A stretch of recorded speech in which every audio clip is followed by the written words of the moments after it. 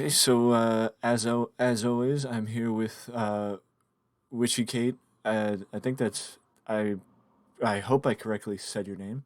Yeah, yeah, yeah, yeah. Okay, thank you for doing this. I appreciate it. No, thanks for having me. I'm, you know, tiny little BB streamer, so I'm happy to share my experience getting started.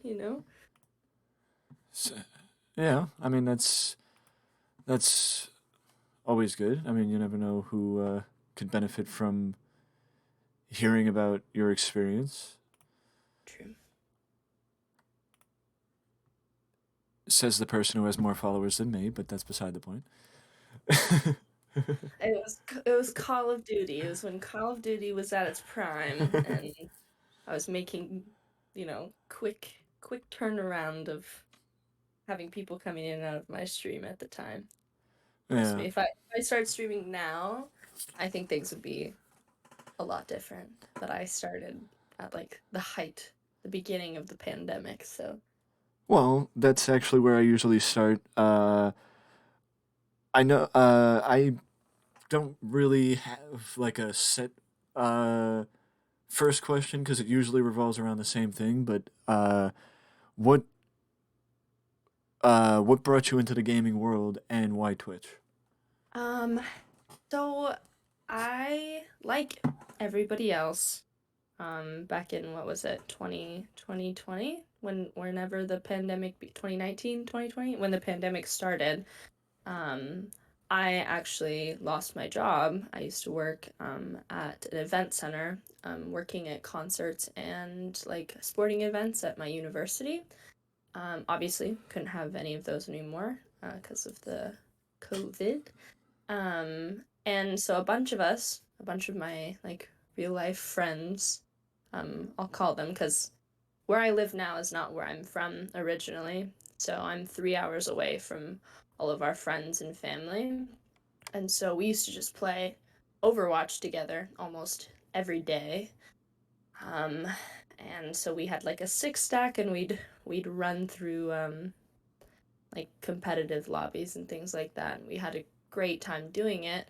And so one of my friends was like, "Hey, you've gotten so much better since you've started playing. Why don't you stream to kind of document your like your progress and things like that. And it could be fun and us, and we can all hang out together, and you could get something out of it by being able to see your progress and have other people who are at the same level as you or whatever Mm-hmm. watch you play."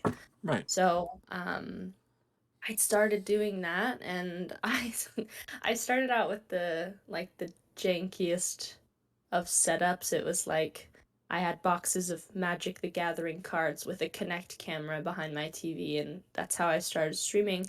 And at the time, Twitch was kind of the better option. I think Mixer was still around at the time, but a lot of my friends were, "Oh yeah, we watch Twitch streamers all the time, so like you should definitely start on Twitch." But then again, it's like your decision, 100%. I checked out both, did a little bit of weighing and balancing, but found that Twitch was probably gonna be just the more, I don't know, practical choice out of the two. And as we see now, Mixer is no more, so I Yeah. think I made a Yeah. pretty Oh pretty yeah. good choice. Um, and that's how I started. And now I obviously don't play Overwatch anymore. I play it in my off time, but I don't really stream it a lot more. It became more of like a game that I kind of privately enjoy to myself. Right. Mm-hmm. And so I started playing games that appealed to the masses of people. So I played Call of Duty. I still kind of do, and then I've started playing Apex ever since Call of Duty kind of died a little bit. And 2 years later, here we are, just Yeah. gaming and still having fun. Yeah. Well, I mean that makes sense. I started 2 years ago also, but I started in the fall, early September. You know, I mean it was one of those cases of a friend saying, "Why not do it?" Exactly. Yeah. And I'm like, Well, partially because I don't know. Like I don't know when I the only thing I knew with streaming was you click live and that's it. And Yeah. I didn't change anything with my PC. I did not do anything. I just click live. Nobody was watching. Nobody knew I was doing it. But it was just one of those cases of why not?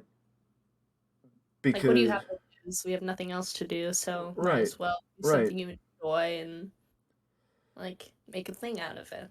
right. So, And it's like, well, I think that's one of the reasons why I did it because it was from what I remember, I could be wrong with this, but I think the summer of 2020 was pretty, solid with, like it was the first drop, and then as the weather got colder, the numbers started ascending again with COVID.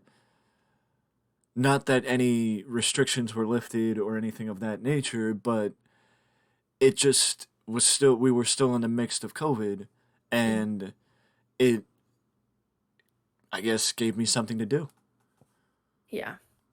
I mean, I was able to go back to school online because I'm a student, and so now it's like now I'm back on campus again, and so it's kind of like one of those things where it's like I was still at home on my computer and I was able to do it, and I feel like most of the people who were watching Twitch also were in the Right, same boat as me, or still not able to work for one reason or another, right, and so I feel like numbers have definitely drastically changed multiple times. It's like the waves of numbers have changed as many times as the waves of this pandemic. So I feel like they definitely right.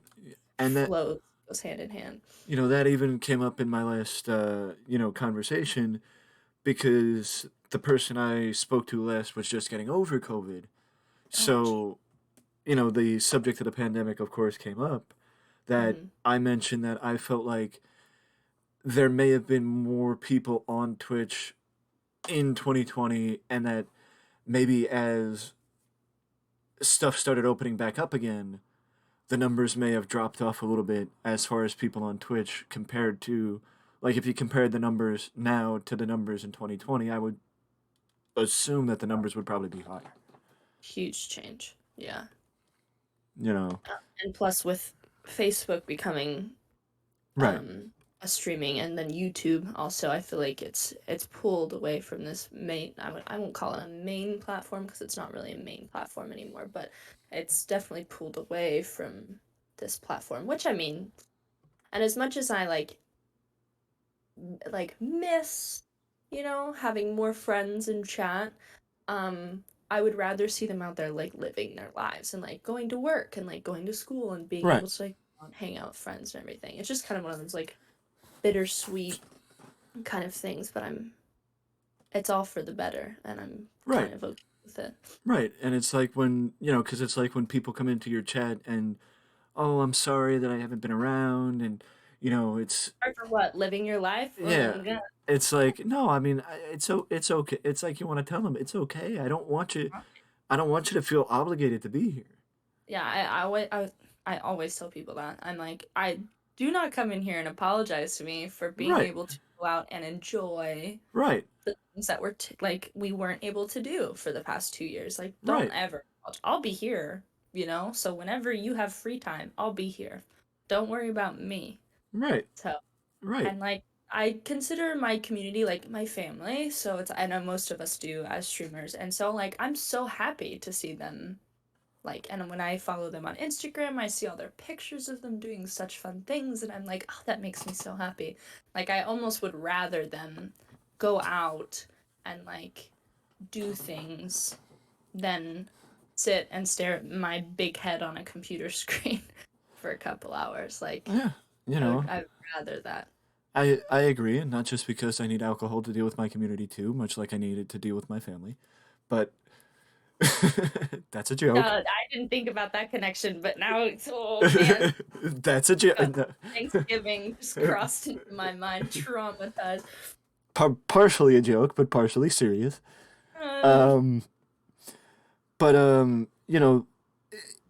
um, one thing that actually did come up, and I would ask because we both started around the same time, is when did you become comfortable on stream, or was it just a natural transition for you?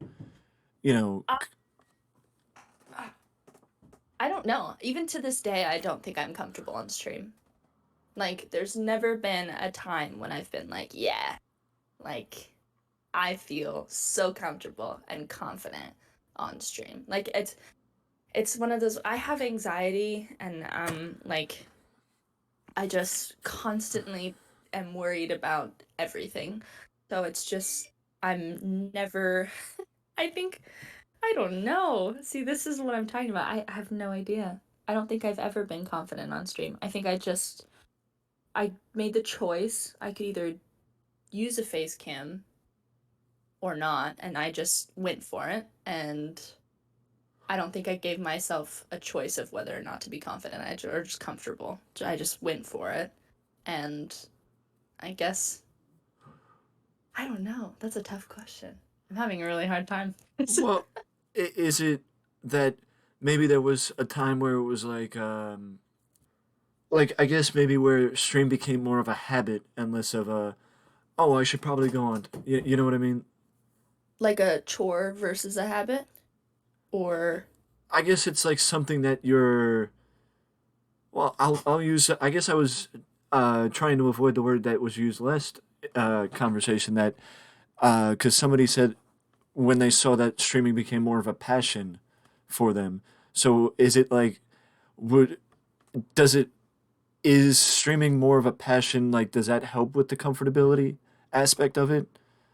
um I honestly think like it's so this is kind of complicated, I guess. So honestly, I think streaming has helped with my comfortability outside of streaming. I think like streaming is a passion of mine. Like if I could do this for the rest of my life, I absolutely would. If it was a feasible thing I could do for the rest of my life, I would absolutely do it. And I think that with some work and me actually putting effort in, I could do it for the rest of my life and eventually become comfortable in this space that I've created. But I honestly think that streaming to strangers on the internet has made me more comfortable and more confident in real life.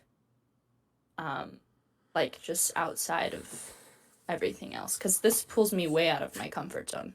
Like streaming 100% pulls me out of my comfort zone. Right, The reason I think that it's easy or easier is because I'm comfortable with who comes into my chat now, and I know that they know me. They've seen a lot of sides of me. Like over the past 2 years of my streaming experience, I have gone through probably one of the worst times in my life and best times of my life. So it's kind of they've seen me go through everything, and I right, think being able to share that has made it more comfortable or easier for me to do. And I'm not really even passionate about playing video games. I'm passionate about like forming connections with people.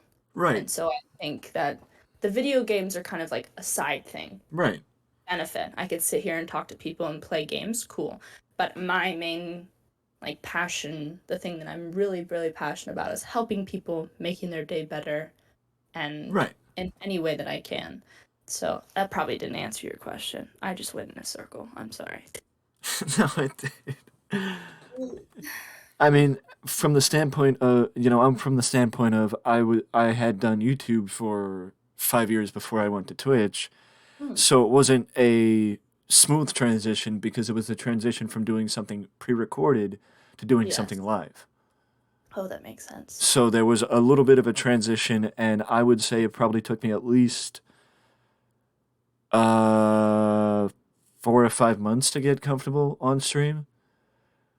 And there was even a standpoint of getting comfortable with oh there's only going to be one two nobody watching, maybe one person watching, and Mm. being like oh that's okay, because it was also the idea of the amount of times people would come in and be like oh I didn't know you streamed, and I'm like well yeah because I don't talk about it in other people's streams. So I don't, you know. I don't. Marketed. Yeah. Yeah, I don't self promote in other people's streams. I'm really good at talking to myself. I have full on conversations with Oh yeah. myself throughout the day. And so I think the one thing that was weird for me, but helped, is, at the beginning when nobody is watching you, you have to talk to yourself like you're talking to other people. And so I think that that was one thing where I could be like, oh, I could do that. I do that in my daily life anyway. So I could just do that, except hopefully someone will stop and talk to me, join my conversation. So I think comfortability wise, I guess now that you've kind of explained like your end of it, I feel like I didn't get comfortable really until I had people to like talk to. So that took about, yeah, probably about 5 or 6 months. Yeah.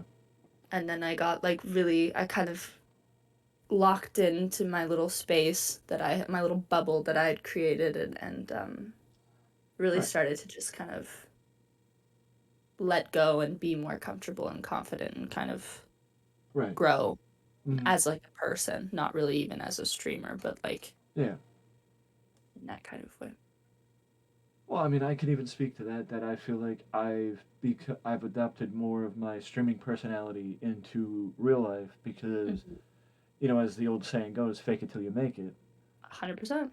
You know, but the amount of stuff that like people think I'm joking when I say, as far as streaming's concerned, I throw shit at a wall and see what sticks. Basically, yeah. That's pretty much all it is. Yeah, you just kind of at some point you just kind of do anything. Right. And if it starts working, stick with it. If it ain't broke, don't fix it and just roll with it Right. and just go with the flow. Yep, Right. 100%. And that's why because I was one of the many people that jumped on the Among Us bandwagon because Among Us is what brought me to Twitch. But then Fun game. Among Us slowly but surely was oversaturated, Yes. so it broke, so we had to fix it. Mhm. But that's, I mean, that's the process of then finding, replacing the main game that you stream with something Mhm. else. So that brings up an interesting question. Was it a natural segue from from Call of Duty to Apex for you, or did it take a little bit for you to segue to Apex? Because you said you play Apex a bit more often than Call of Duty now, correct? Mm. Yes. It definitely took some time. I took a little bit of a break.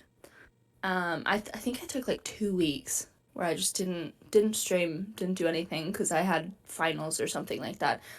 And then I Call of Duty kind of had whatever drama Call of Duty had, with the sexual assault allegations and Blizzard being shitty and stuff like that. So a lot of us took a step back and weren't really playing Call of Duty a whole lot, but it because of that, it did take me a while to like gain even just like a toe of traction back. And like I'll play any FPS, So like it doesn't for me physically, it doesn't matter. Like I'll play whatever shooter. I can kind of adjust like movement and physics and things like that as I play more, but I think like numbers wise and like having people watch like that, I'm still working on that. People do not like my COD crew does not like Apex as much as they like COD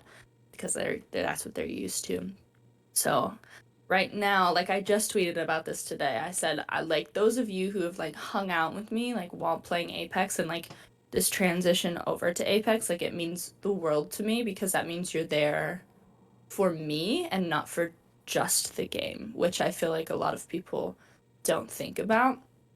But it was definitely hard. I had a lot of people go, "Well, I'm not gonna, sorry, I don't understand what's going on in Apex, so I can't watch it."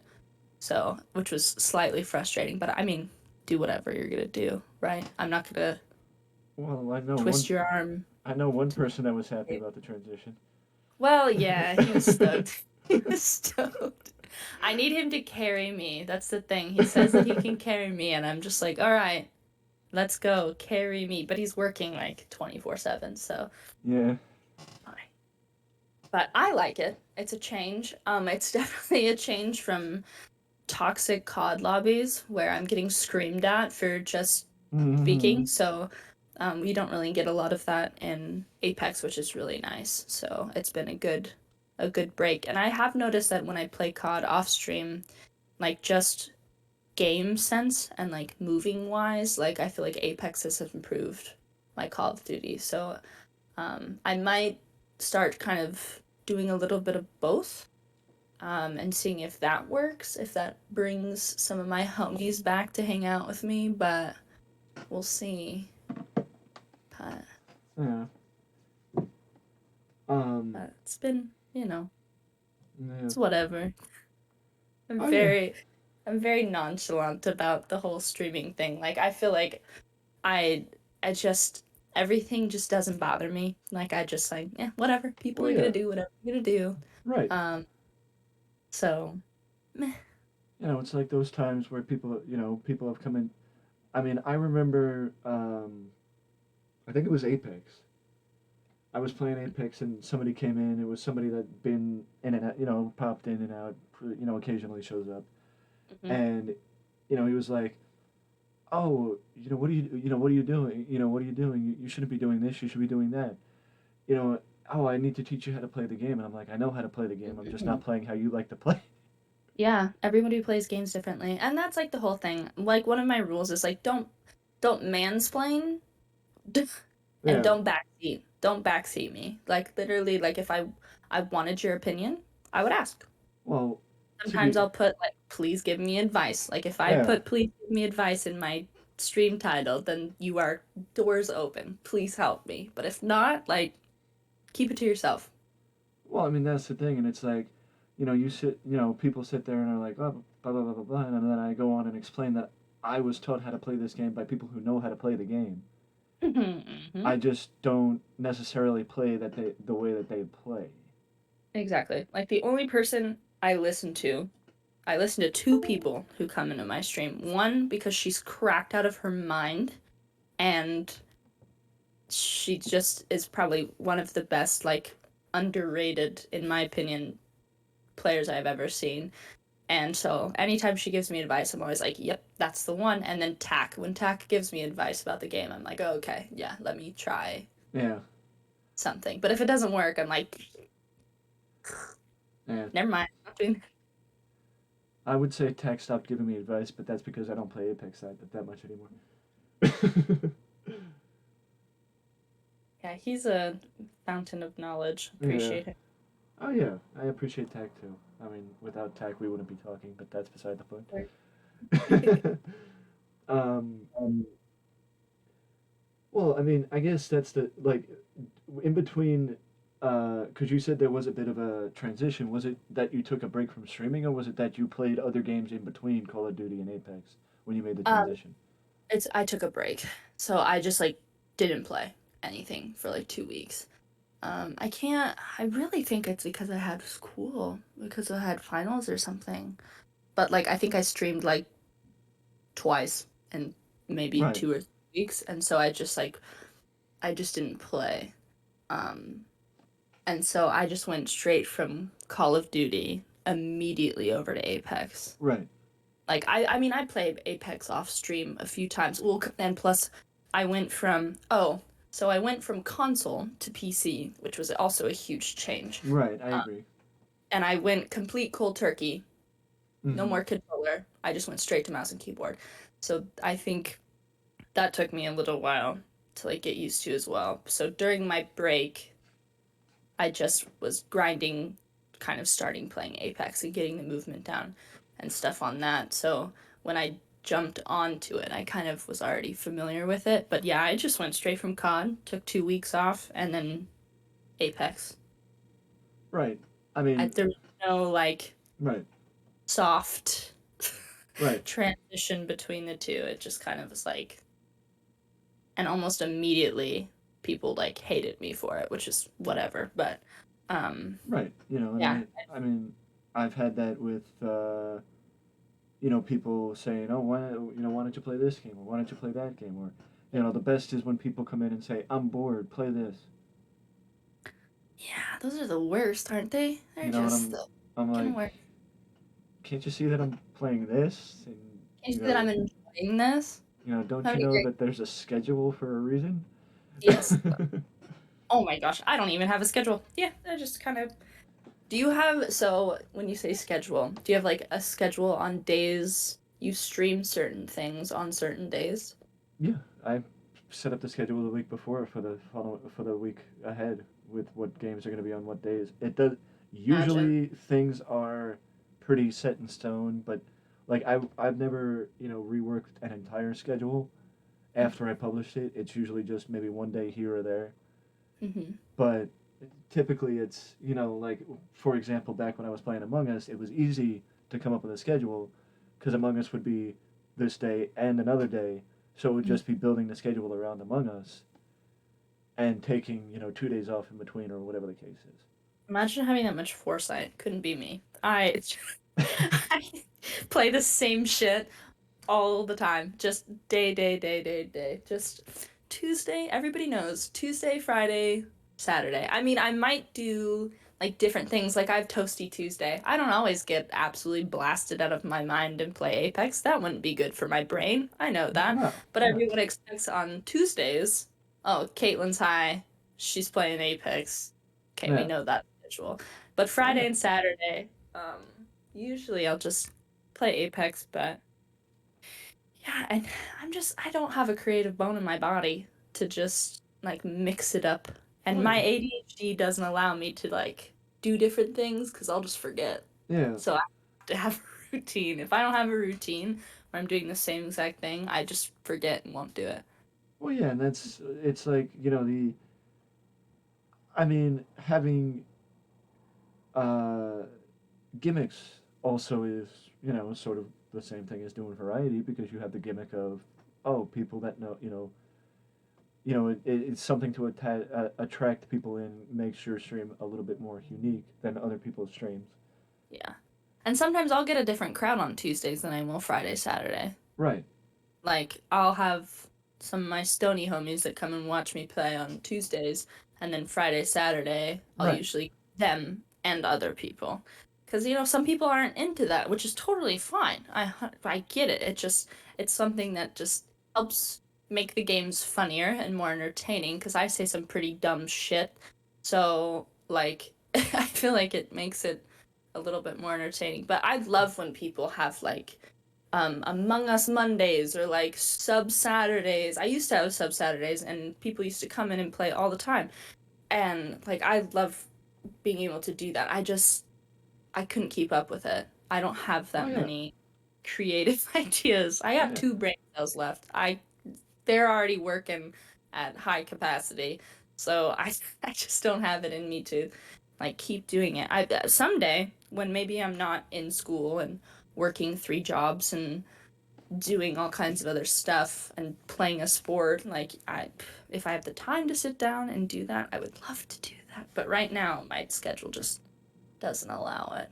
Yeah, see, I mean, I remember putting up a poll on the Discord asking people, would you want like alliteration days where it was like, because I mean, Among Us made it easy because, you just use terms that, you know, Mm-hmm. one of the days I would play Among Us is Saturday, so that made it easy. But nobody voted for it. So I'm like, okay, we're not doing that. Yeah, that makes it easy. you know? I Man, I when I joined your Discord, I was like, oh, this is what a Discord's supposed to be like. Except for, and then my Discord's just like this dead, like barren wasteland. I can't.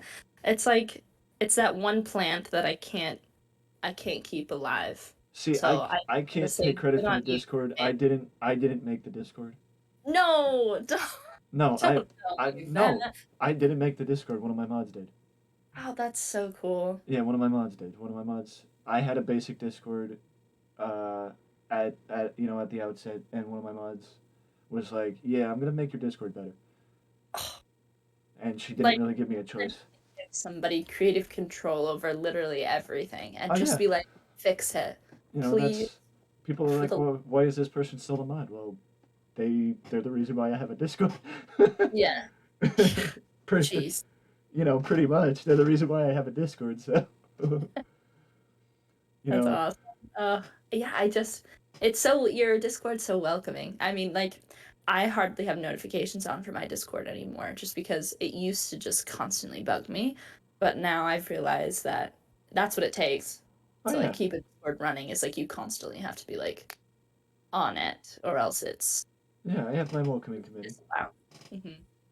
But Yeah, I have someday, I have my welcoming someday. committee. I got people in there that always welcome the new people. Oh, Uh, so nice. Um, you did mention that you took a 2 week break, and I keep getting the question, you know, Mike, haven't you ever gotten burned out? And I'm like, no, not really. I've gotten burnt out on games, Hmm. but I haven't gotten burnt out with streaming. Yeah. Yeah. It's mostly so when I take breaks, it's usually, it's never burnout. Never burnout. It's either like my mental health needs some repairing, some TLC, because I'm so busy all the time. I don't really take care of myself like I should. And so sometimes I'm just like, yeah, I just need like a week to just get my life back together. And it hasn't happened in a while, but usually for school, Right, once or twice a year, I will take a little bit of a break depending on what my school load looks like and step back and take finals seriously right. because I'm a great student and I wait to the last minute to get everything done at the end of the semester. Um, yeah, I mean, and then I think the only other time I took a break was my husband was diagnosed with cancer um at the what was it? Let's see, 2020? Yeah, 2020 in October he started chemotherapy. So I think I took when he was first diagnosed in like end of August, like September, I took some time off because it was the worst Oh yeah, possible news you could get. It was like stage 4 and he was just like riddled with it and luckily he's fine oh now. great. He had another type of cancer after but which after the first time I mean it doesn't get easier but like it Right. was a little bit easier.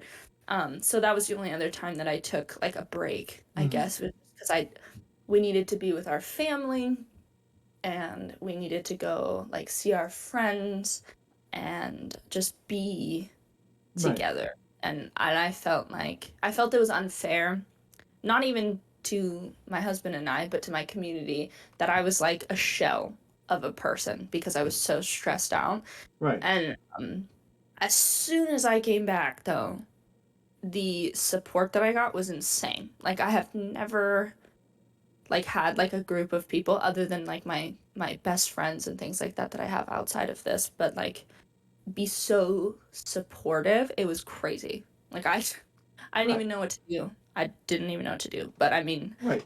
I needed the break. So anytime I take breaks, it's usually like something big happens Right. Right. or something in real life that is going to like dictate that my future is taking place. So, but it's never burnout. It's never been burnout. But I guess do you make content on other platforms like for other platforms? I know you said that you make YouTube, but like do you Well, TikTok? usually, yeah, yeah, I do make TikTok, but usually it's just stuff from stream that I bring over to the other platforms. It's not really content that is exclusive to the other platforms.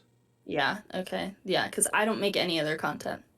My TikTok's probably got like 8 TikToks on it, and I put them all on Instagram, and that's the best that I've got. I'd see because I think that's why I don't have such creative burnout, is because I don't create as much as I should. Right, So, like, I almost feel like I'm a sham sometimes because all I do is stream. right, All I do is stream. I post Instagram stories when I'm streaming, and I stream and I don't make any content. Right. I'm kind of it's not even like laziness. It's like I'm a weird perfectionist in a way where it's like I'll make something. Like my TikTok drafts are, if there was a full limit, mine are probably pretty full. If not, they're on files on my computer. I have so many TikToks that I just like straight up haven't posted.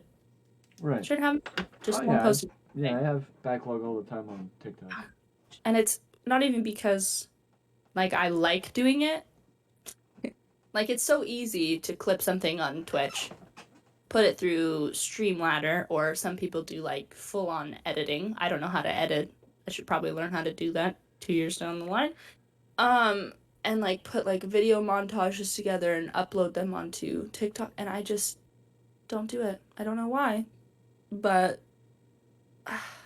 yeah, so I don't get creative burnout. It's See, I've been content creating for 7 years and I still don't know how to edit. But if that makes you feel any better. it does. It honestly does because I have some people who are like, so one of my streamer friends, um, she took like, she's years younger than me. I think she just graduated college, but she's way younger than me. And she is like, oh yeah, I took like an editing and multimedia class in high school. So like, and her montages are sick. And I'm just like, help me. I want to learn. I would love to learn because I want to do social media marketing Right. for my job. So like I need to know how to do that stuff. But just Right. like I've never Hmm. gotten around to doing it. So it does make me feel a lot better knowing that you also Oh yeah. struggle, don't know how to do it. I don't even Yeah. know where to start. No. What I Everything's so expensive. Right. And I don't want to. Yeah, I'm not willing to really pay $200 for an editing software. Oh, especially if I'm gonna look at it, be confused, and then turn my computer off 5 minutes later. Like I don't want to do Right. that. That's It's like this one's free. This one's $200. I could yeah. do basic shit in this one, or not know how to do anything in this one. Yeah, I'm gonna go with the free one. Yeah, we'll start with that, you know? Yeah.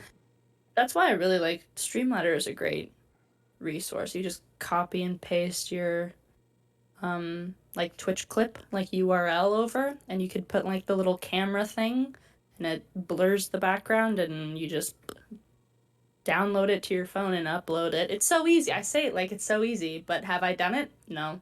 Right. Um. Well, one focus for these is uh, any advice to new streamers that you may have, or stuff that you've learned in your experience on the platform that you would like to maybe, like if somebody came into your stream saying that they were going to start streaming, like is there something that would immediately pop into your head to get to say, oh, don't worry about this or don't do that, or like is there something that would immediately pop out as something that you would want to say to them as Yep. somebody trying to get onto the platform? Just be yourself. Literally, like just be yourself. People can smell somebody being fake like the minute they come into your stream.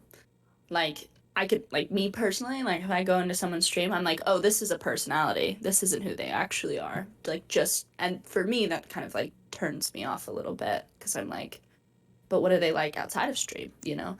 I am who I am on and off stream. And I feel like being genuine like that is a huge thing. Like people can see that and they like respond to that. And I feel like someone who's starting, like aside from all like the tech stuff, you don't need a fancy setup to get started. Like I said, I was streaming on boxes of Magic the Gathering cards. Like it doesn't have to be fancy. I feel like a Right. lot of people want to start with fancy. But at the root of it, I really think just like being yourself Right. and making sure that you enjoy what you're doing Mm-hmm. and just like being there for people is like a huge thing. I Right. f- I feel like people don't take like the soft skill like psychological aspect Right. into it and people are just like, "Oh, if I just play games, everything's going to be fine." But Right. being yourself and like making sure that you remember why you started streaming is like a huge, Right. huge thing. So, Right. yeah, at the core, again, I'm a huge people person. I Right. just that's like that's what's helped me a lot. Like sometimes like I've tried to be a completely different person to see if that's worked. It hasn't. So I Right. just be yourself. Just Right. be who you are. Everyone will love you regardless. Just be your own person. Right. And to build off the point that you made is when I first started, I was on a 7-year-old PC that could barely run Among Us. And the only reason why I finally upgraded is because I had to make the choice upgrade or stop streaming. Yeah. Oh, that's tough. And clearly I chose to upgrade. Yeah. Good. Yeah, um, I was streaming on console for so long, and everyone was like, upgrade, upgrade, upgrade, upgrade, get a PC, get a PC, get a nice monitor, blah blah. But it's not really that's not what it's about. Like, yeah, sure. Like, am I staring at my beautiful computer that I have right now? Yes. But like, did I need that to succeed? No. I actually did better, like streaming wise, when I was on my console. Like altogether, like when I had such a downsized setup, I was playing on a TV monitor with an Xbox One X and a cheap webcam. No lighting, nothing. I was doing and just being my goofy self, and I was doing so much better than I am now. But I mean, that's well, also because people are going back and doing whatever they're doing with their lives. But I don't know, just being yourself. well, I mean, Just speaking of that, why not speak to that a little bit of how much of a transition was it for you to move from console to PC, and what ultimately made you decide to make the switch? I was awful. This transition was terrible. So my husband's a big computer guy. Right. So he got one, loved it. And I was like, that looks really nice. Lights up, and you can do a bunch of fun shit. Like, I want one of them too. It's so shiny. And then I don't know, I was like, yeah, I think I'm ready to like make this like do this. My first computer came to me broken. It's one of my oh yeah, you should ask Tack about that. I think he was there for when I opened it. I did a live unboxing of my PC. Um, and the front screen, I shattered it immediately. The radiator had hole punctures in it. The fans were hanging off the top. It was a hot mess, and I I look back at the videos that I have, and I just cry laughing because it was such like a cringy unboxing. I didn't unbox my second PC, the replacement that I got, which was terrible. Boo Origin. Origin boo. Um, but I still got it. It's nice. Um, but like moving over from something that moves so slow, because my console, I didn't realize the difference. Like you Right. can't tell even if you've never experienced it. The loading times, oh my God, the change and going from mouse and keyboard was Right. like awful. Right. It was awful. Like, but I'm getting better now. But Well, I it was I will awful. say that for me, the transition was that bad that I actually got a controller. You did? Hmm. You quitter. You quitter. I still play keyboard and mouse sometimes, but I Yeah. actually have a PS4 and an Xbox controller sitting next to me. Ah, and literally, I just bought before I bought my PC. Um, I just bought a new Xbox Elite controller, so it's just sitting in its case. I should use it every once in a while just to see if I still got it, but because I was like right before I switched to PC, I was really, really feeling comfortable with Right. controller. Like I felt like I was like, I can like, I could pop off with a controller. Like it's fine. Like I'm doing really well. And then I was like, I'm gonna go cold turkey and never touch a controller again. And I mean, do I regret it? Sometimes. Yeah, Well, when I press like the alt tab when I'm panicking on a game and it boots me out of the game, yeah, freak out a little bit. But I mean, It's Well, something different. I like to challenge myself. So this is like, well, the main reason why I stuck with the controller is because I feel like some games are better with controller, but I've also learned that some games may be better with keyboard and mouse. mm, that is, it's like a case by case thing. Like Yeah. COD, I don't use controller. I only use keyboard and mouse on COD. Yeah, no, honestly, like I played COD a couple weeks ago, like late at night, and I was just in a search and destroy lobby and like I couldn't hit some of the shots that I was hitting with It my also control. s- right, and it also seems like people are like, "What? You're using keyboard and mouse? How are you Hmm. using keyboard and mouse on this game?" Yeah, exactly. And I'm like, because it's better. Yeah, Because movement's different. It's all the same, but it just feels so different. Oh, and FOV, that's right, been huge. Having the FOV change, right, I didn't know I didn't know that that's what I was missing my entire life was the FOV change, which was crazy. right. And I know, um, well, and I know this is a dilemma that a lot of people face when they're getting into streaming or when they're maybe thinking about making the transition because I know there are vast differences Mhm. because I haven't streamed often on console. I did stream once or twice on console. Mhm. I much prefer streaming on PC. I don't know if you can speak to that a bit. Yeah. Do you prefer one over the other now?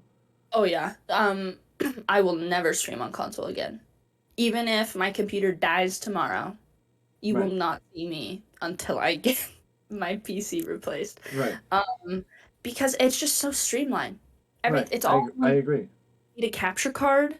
I Right, don't need like six other things. Its OBS is more organized. I just have my two monitors, my all my cables just plugged into one thing, oh yeah, and I don't have to worry about it. Oh, I used to have audio problems all the time. All the time. Because I have Astro A40s with a mix amp, which is still sometimes kind of a pain in the ass with PC just because I'm not right, tech savvy and I YouTube helps to a point, but I'm dumb and I can't figure it out. Um, and I used to have audio problems constantly, and right, all the cables you have to get for, right. ugh, it Oh yeah. just was not. This is just Hmm. so much easier. I turn it on, everything turns on. Right, It all looks nice and it's cleaner. right. I agree. Quality's. I'll never go back to console Uh huh. ever. You'd Hmm. have to pay me to go back to Hmm. console. I'll play on it on my off time, but Right, I'll never stream on it again. right, right, right, right. Ugh. Um. Oh yeah. I completely agree. I mean, I completely agree.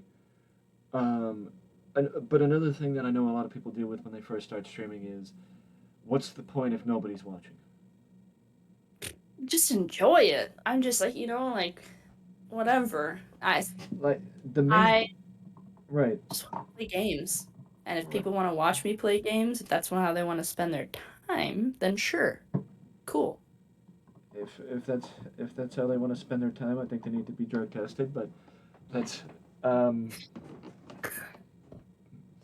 um well, but I know from experience that when you first start streaming and you don't see a lot of people in the stream, it's hard to keep that Yeah. energy up and that like that excitement level and that because I know Tech has said more than once that it's good that even when nobody's in stream, I'm still talking.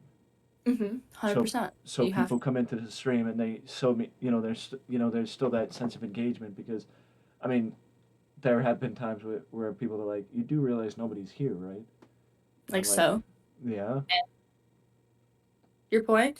Yeah, no, so this is I'm okay, so I say that I'm very competitive, but my lack of effort that I put into streaming speaks otherwise. But for this particular thing, I just think about all people that have given up because they average zero viewers or they don't right, no, and they just quit. They just quit. And so at least I can, at the end of the day, I can tell myself, you know what? I didn't get that many people, but I'm still here after a week, 2 weeks, 2 months, a year, Like I'm still here trying. right, I'm one of those people who gave up. right, And so I think to me, it's like, oh, that's what the point is. This right, platform isn't for everyone. It's for the people who want to be here. Right. And so, like, if you want this to work for you, yes, you have to work for it, but you can't give up. You can't give up on it. Right. I agree. Um, and that's where I think, like people are like, oh, I watched this video and watch that video and I watch this video, and it's like, the main thing you can't do is let those videos dictate how you operate your stream, because they're Oh, telling you, play this game or play that game or don't play this game or don't play that game. It's like, find something that helps you stick out, or because I've noticed with Among Us specifically, there's a lot of people, like the bigger streamers have their set group of people yep. that they play with, and that people that watch can't play with those streamers. So in turn, they go and look for streamers who allow viewers to play. Yeah. So that's why traditionally people are more prone to find you when you're playing a game like that, Hmm. because bigger streamers don't allow you to play with them Yeah. because they have their set group. I, on that same kind of note, I have gotten bitten in the butt by letting just anyone and everyone play with me. Like there've been times when I've like opened it up to everybody because I want people to come in, you know? That's like one of the things where I was like, yeah, join. Anybody can join. And sometimes it's really bitten me in the ass. And like I stopped doing it. And I Right, actually had one person come in and they're like, "Who do you think you are where you don't let people play with you?" And I was like, my bad. Sorry.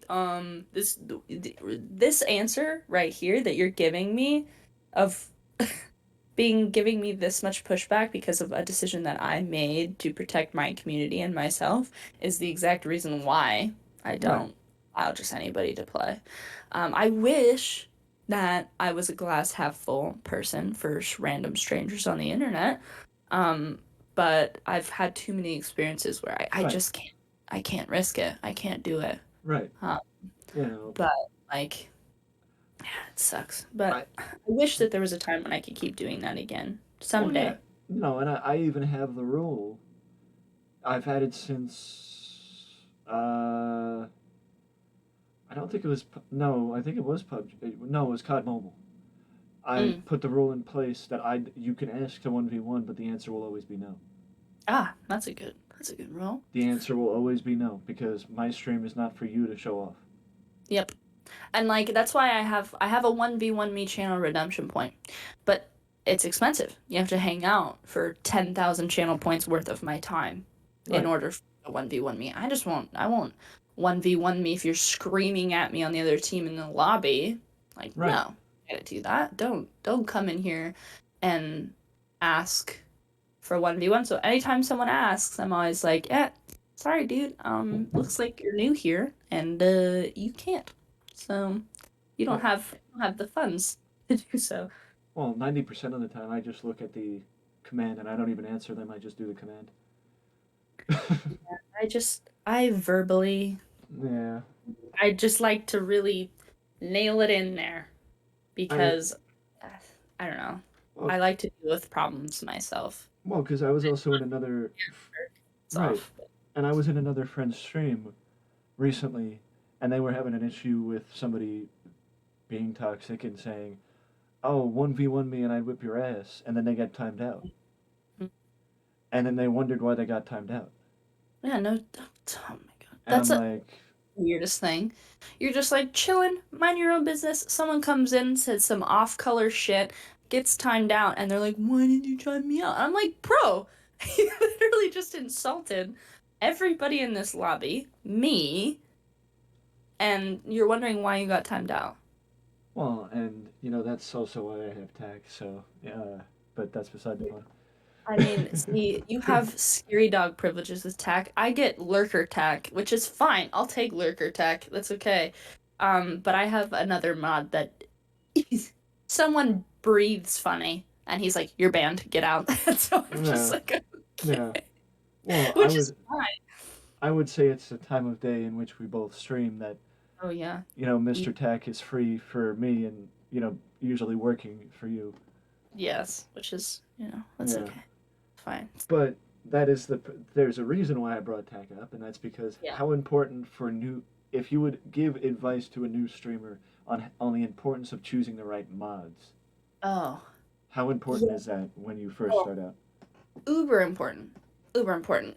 I started out my first mod um was one of the friends who I used to play Overwatch with all the time because A, we were already playing together, and B, he would just kind of watch my streams while I played. And so I was like, yeah, I need someone to be a mod, so might as well be you. I trust you to know what's right and what's wrong. And he's got a better filter than I do. I don't have a filter. And Me so neither. he he's got a pretty tightly knitted net. And so he was a really great mod, not really around a whole lot anymore. I hardly ever see him, but Right. um it's very important to choose someone that you trust and who respects like your rules and boundaries. That's like a huge discussion people need to have with their mods is like Right. here's my threshold. Your threshold's probably a lot different than mine, which is great, but it's my stream at the end of the day. Here's what my rules, threshold, my vibe is. Please enforce it. Right. And you just have to trust them to they can make judgment calls. Like I tell my mods, I'm like, Oh if yeah. you think if I don't react to something that you think you're like, why isn't she blocking or banning this person? It's usually because I see it, panic, and just kind of ignore it and laugh to myself and just kind of keep going. But I'm like, please make a judgment call, and then we can discuss it afterwards Right. when I'm in the middle of something and we can see if that's like an appropriate action to take for next time or just move on from it. Right. So it's so important. I feel like people pick like they're like, "Oh, I should get a stranger to be my mom." No. No. Maybe later when you need like when you have a huge channel and need like 6 mods. Fine. But when you're a small channel and you just need to find a couple really good people that you trust that are going to be there some of the time if you can't do it yourself. Right. And I will speak to that. That I rebuilt, like I rebuilt the mod status, those with mod status, early last year. Like I got rid of most of my mods and just restructured it because people weren't active, or they weren't coming to stream anymore. Yeah. Yada yada yada. And to a point, I would say when I gave Tac mod, he was a stranger, but I knew of his reputation. Yeah. Yeah. So I would say there's a difference in that. That if Yeah. you know of their reputation, but you don't know them, That's a good point. there's a bit of a difference. Yeah. I didn't think about that. That's a good point. Yeah. Like, I didn't know, because I think he saw me, I don't know how he found my stream originally, and then he was like, oh, yeah, I mod for X, Y, and Z. I don't think he mods for them anymore at this point, but he used to mod for a bigger COD streamer. And so I would go in and see like how respected he was in their channel and like just what a good job that he does. And so I was like, okay. And then when he just said, "Hey, I can help you out whenever like you have a question or Right, whatever." And so I just gave him mod privileges. Just, he's not like so like very shadow mod. Like when he's there and he like makes a suggestion or sees something kind of funky, he has full control to like fix it, figure it out, right, whatever. But like he's not like I don't say to him, "Hey, you have to be here." Like right, you have to be at every stream. Like he comes in when he wants, when he feels like it. right. So, but like yeah, like I mean, I didn't even know that he was like into modding and stuff like that, and it's Twitch Right. in general. And so I was like, I don't know. But then when he told me who he's modded for, I was like, oh, okay, yeah, you can for sure help, cause I, Yeah, I need as much help as I can get. yeah, yeah. Um, but that's I think also my philosophy changed, like you said, to that to value people who I trust more than people who are active. Mhm. Yeah, like I have three. Technically, I have like three mods. Technically, do they come to every stream? No, but do I trust them to make the right decision? Absolutely. So it's like even sometimes I won't have any mods in my channel, and it'll just be me. Right, But it's like I still trust them. You know, right, I don't. It's not like I'm like, oh, who else is gonna mod for me? I might as well just keep. I'd rather just have them be right, mods when they are here than, right, that cut them off for being inactive. right, Because when they are around, they do a great fucking job. right, So it's like I'm like, well, I don't want to get rid of you. You can stay. right, But right. And it's like the idea of, um, it's like the idea of, it's, yeah, yeah, it's like the idea of, why bother letting him go if you don't have anybody to replace him? and I don't. I really don't at this point. Like I don't have that many people who I would even be like, yeah, you'd be a good mod. Yeah, yeah, yeah. No, I don't. I really don't have that many people who I trust. Right. And that's it's like people who, the the worst thing you could see in a chat is, oh, you can make me mod. People don't realize that the more you ask, the less a streamer is going to want to make you one. Anytime you come to my stream and ask for anything, red flag immediately. Yeah. Immediately. Oh, can I be VIP? Or like even if they've been around for a while, it's like you've been around for a while. If you have to ask for it, it's Right. probably not gonna happen. Because if it hasn't happened by now, probably not gonna happen Right. ever for a Right. while. So, and it's like I'm really nice to everyone who comes to my channel who Right. is respectful of me. I'll just Right. put it that way. And that doesn't mean that I trust you Right. in the same way that I trust my mods. My mods know like so much about my personal life, like outside of which, Right. some people are like, oh, it's a little sketchy, but I know where they are. I could find them if I had to, if I needed to, fight them. I'm just kidding. But Well, I that's also where tag comes in handy, but that's beside yeah, yeah. the One of my other mods used to be also in the military, so he was like, yeah, I found someone came in harassing my channel. And he was like, "Yeah, I found them." And I was like, "Bro." It's like, "Okay. Thanks, dude." It's so funny. I was like, "John Wick, is that you?" And so I was like, "I'm keeping you around for a while." He was like, "It wasn't hard." And I was like, "Dude, come on." Like I wouldn't have been able to do it. But like Yeah. so it's things like that where they know so much about me, like Hmm. outside of the streaming and stuff, that I'm Whether that they do or not, but that's beside yeah, the yeah. yeah, great.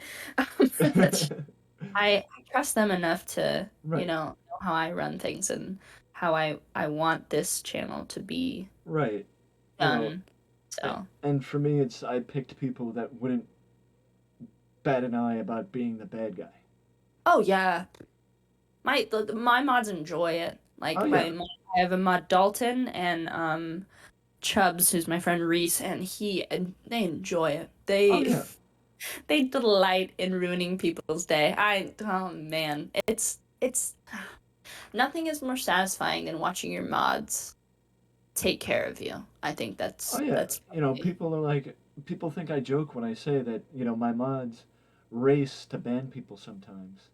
yeah, like who can ban them first? And I've seen Yeah. it multiple times in other chats with my mods that they race to ban people and and they're like, "Oh, so and so beat me to it." And it's like it's a game to ban. It's like a game. Yeah, I love that. That's so funny. Yeah. Uh, and like for as little as they are around, like they are still extremely helpful. And like Right. I tell them this all the time. I'm like, dude, like if I could pay you, I would. Like if I could give you just like anything to like repay you in any sort of way, like I would do it in a heartbeat. And they're always so nice about it. They're always like, "Yeah, don't worry about it." Like I love banning people, and I just like making sure that you're okay. And I'm like, "Well, that's so nice." Oh man. Yeah. Yeah. Just for those listening, I'm looking down at my notes and I'm seeing that I see the word 1 year anniversary, which basically points to the fact that this was initially supposed to be published before the 1 year anniversary. But maybe it'll be published before the 2 year anniversary. It's Hey, doubtful, there but you we'll see what happens. go. Um, but you see what happens with the notes that I use the same. I don't. And again, for those listening, none of it. There's no script. We didn't go any. We didn't go over any questions beforehand. I just have stuff written, notes written down for direction, and we just take it from there. We just, we're just riffing. Uh, Chilling. yeah, I believe that's the improv term that you would call it. We're improvising. Yeah, we're improvising based on just the direction that I take it because it's just supposed to be, the best way to get a raw, legitimate, back and forth. You know what I mean? We're not supposed. We're not. I'm not trying to pacify any narrative or, put forth any supposed, uh, narrative. It's just a conversation between two streamers. So fun. This is such a great You know, idea. um, which I think that was it for the new streamer advice portion. But we'll go into the speaking of the idea. It is that basically part of the idea was that part of the idea came from a YouTuber I watched that uh, was releasing his own documentary, and I started to think from my standpoint, documentary. That's one thing I never touched Hmm. as far as doing sort of content creation, and it's like how could I come up with something, and I'm like no, not that. I could do Twitch. I could do Twitch and interview other streamers, and because the other standpoint is that the bigger streamers, like when Ninja is on Jimmy Fallon or when they're doing interviews, Yeah. unless the interviewer is another streamer, mental health is not something that is spoken about in the stream. Yeah. I mean, in the interview. And I think when streamers get to a certain point, they get looked at as disingenuous Hmm. to say thank you or to sound grateful or like they don't want to talk about that stuff because it's not the interesting thing to talk about. Yeah. Like almost like it's a passe thing to say when you get to a certain point, or when somebody like Jimmy Fallon is interviewing you, it's not something that he's going to ask about because it's not something that somebody in the media asks about because that's not a traditional interview question. Yeah. Which is just so unfortunate, Like, Right. like I don't know why. It, I don't know why mental health is just like swept under the rug a lot of the times. It's so important. And like Right. the portion of people's lives that you see, whether it be on social media or live on Twitch, it's a fraction of what happens Right. behind the scenes. Like we were talking about earlier, like with when my husband got sick, I was very open and honest to my community about what was going on. Like, I'm sorry that like I seem off. Like, I'm not gonna pretend like everything's like hunky dory and fine because it's not. And I feel like the more you talk about those kind of things, the more people can relate and feel related to, and they can open up Right. with themselves, and it starts like a different dialogue about, well, Right. how am I feeling? Like, do I need to take care of myself too? Like, myself, my mental health is also extremely important. Right. So I feel like, and being open and honest about it, and like, like for example, bigger streamer, Sweet Tails, love her, super bubbly, huge personality, just tweeted a couple days ago, "Hey, sorry I've been, a little distant. Taking care of myself, learning to love myself outside of my stream and outside of my community that I've built. I feel like this is like super important." And I was like, "You go, girl, because you have a huge platform, huge. Right. And the Right. fact that you are using it to bring how you're feeling to light and like make your mental health a priority is huge for somebody that maybe doesn't think it's a priority, but now does Right. because you brought it up." And I feel like the more big streamers who talk about it, I feel like would benefit. Right.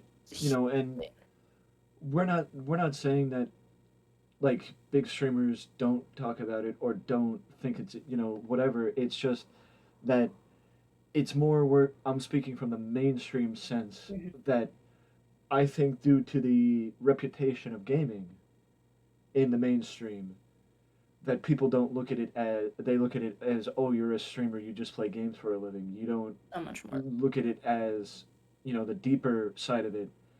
And I will credit Jacksepticeye as Mhm. being somebody that I know offhand. He willingly talks about his mental health I during respect him during so his, much. you know, same with Markiplier. I know Markiplier has spoken about it on multiple occasions. Yep. Um, you know, I think PewDiePie has also been more open about his mental health. I don't watch PewDiePie as much as I do Jacksepticeye, Mhm. but I know offhand Jacksepticeye has on more than one occasion spoken about his mental health. Yep. But it's just like I I know that um I think this year I've made it more of a point to be more open with mental health on my stream than I was last year, and it might be that because of what was going on last year for me, Mhm. that I wasn't as open as I should have been mental health wise. Mhm. Um, because I went through a period of bad depression last year because like I guess in a way, maybe looking hindsight, I was getting ready to move out, move out of my parents' house, branch out, move out of state, Mhm. and everything was going, pointing in that direction. But then everything fell apart because of how much COVID has changed the market for housing in other places and Yeah. in general, that it wasn't affordable to move. So the plan that I built up, and now looking back, maybe I was unsure about, like maybe I should have been more open with my parents about my timidness of moving and the unsureness of moving. Like I was both sure that I wanted to, but unsure that I was ready to. Yeah. But it was just like everything just fell apart, and then slowly but surely my computer started going, Oh no. and I was unemployed, and everything just started snowballing one after the other, and I was just at the point where I was like, I was like, do I want to keep doing this? And it's like this is the only thing that kept me sane Mhm. because also right at the time when I upgraded my PC was around the 1 year anniversary. Mhm. So I was looking to my 1 year anniversary as you can't you've almost made it a year. Mhm. You can't you've been building it up since June. You can't not go to the 1 year anniversary. Can't skip it now. You've done all this work to get Yeah, to the 1 year anniversary. Yeah. and now looking into 2022, had I not done it, I would have not had the opportunity that I had with um, the charity I worked with back in May because I did my first charity stream with a Canadian charity that specializes in mental health awareness and suicide prevention. Oh, that's great. For once, I actually said it right, so that's for you, Nick. Um, usually, I say the reverse and then I have to correct myself. Oh So, no. um, but that I wouldn't have had the opportunity to do that had I given up on streaming last year. And I also am going to integrate some form.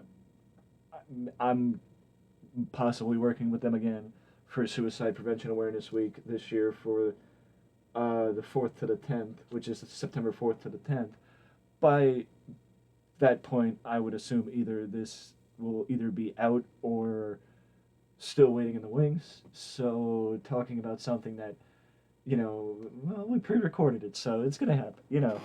There you go. But either, Manifesting. yeah, same thing.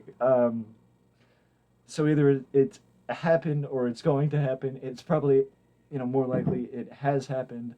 But either way, um, you Keep. know, it, it's I think it's like you said, where it's like just doing your part to try and show that having the conversation is okay. Mhm. You Yeah. know, and Yeah.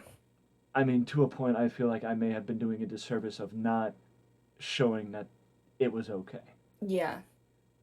Which is like it kind of goes back to the question of like my advice to streamers, just be yourself. And being yourself is including all of those raw, ugly bits that you don't think that should be talked about, you know? Like do I do I want to cry on stream? Not particularly, but like will it help the next person who's potentially feeling a kernel of can relate to me in some small way? Sure.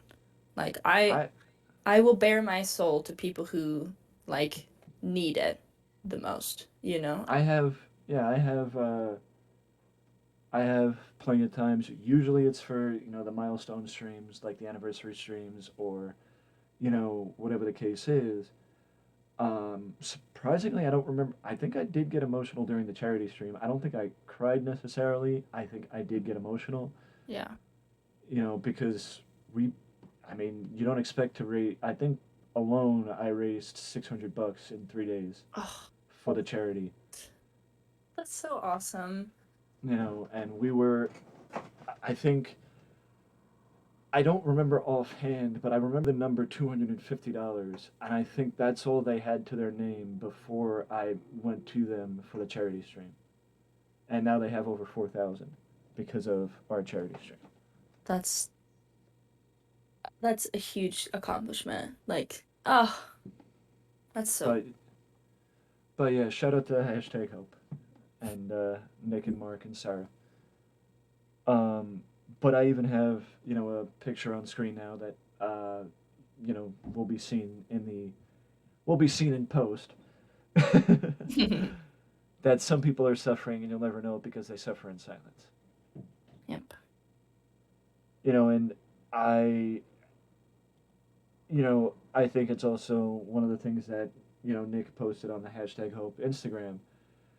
Uh, I think it was like suffering doesn't is not a sign of weakness, or asking for help doesn't make you weak. That's a good one. Yeah, and I'm guilty of the opposite. I'm guilty of thinking that asking for help means you're weak. That thinking that I need to be able to solve this myself and not ask for help from other people. Yeah. And um, it's just like I remember having a conversation with my cousin's fiance, and she said, "It seems like you're ashamed of it." Ugh. And you know, I don't remember if necessarily she was talking about mental health, but I remember her saying those words and me taking it in that way. Like I'm ashamed that I have this personality. I'm I'm ashamed that I have this disease, Yeah. this illness. And it's like it's everybody has some sort, whether it's small or big. And I feel like when you feel like you're ashamed to reveal parts of yourself, like Mm-hmm.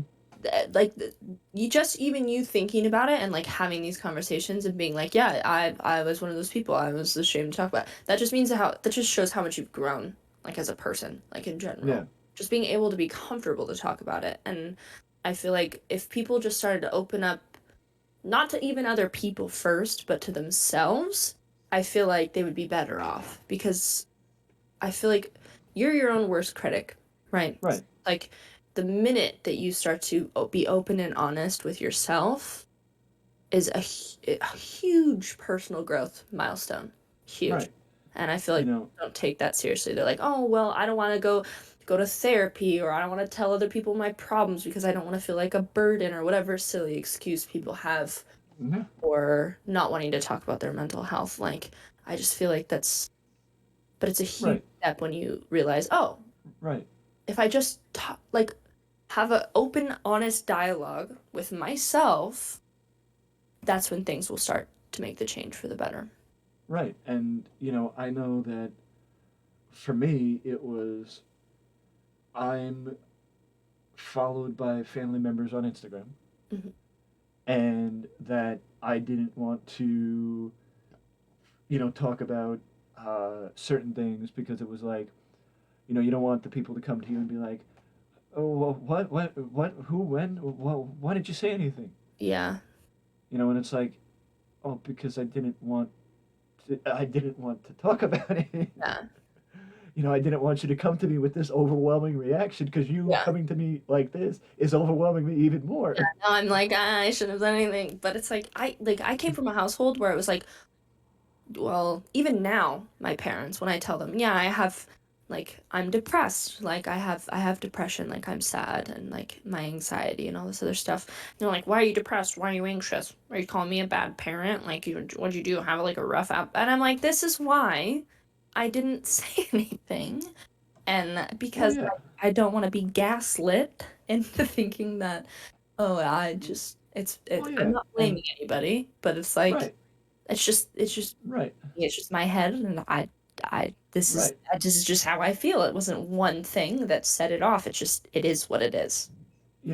And no offense to my parents, as you said, that it's just that I don't feel like that they know how to handle Yeah, conversations about mental health, and I think a lot of my family doesn't know how to handle conversations about times mental were so health either. different for them. And it's just that the hesitation in like the picture that I mentioned earlier is something I want to post on Instagram because I've been posting videos on Instagram with me talking and handling it like I would say YouTube or TikTok. Mhm.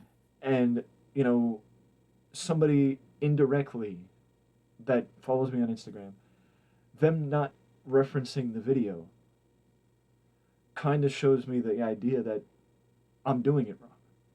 I shouldn't be posting videos with me talking. I should be posting photos with the feeling of it.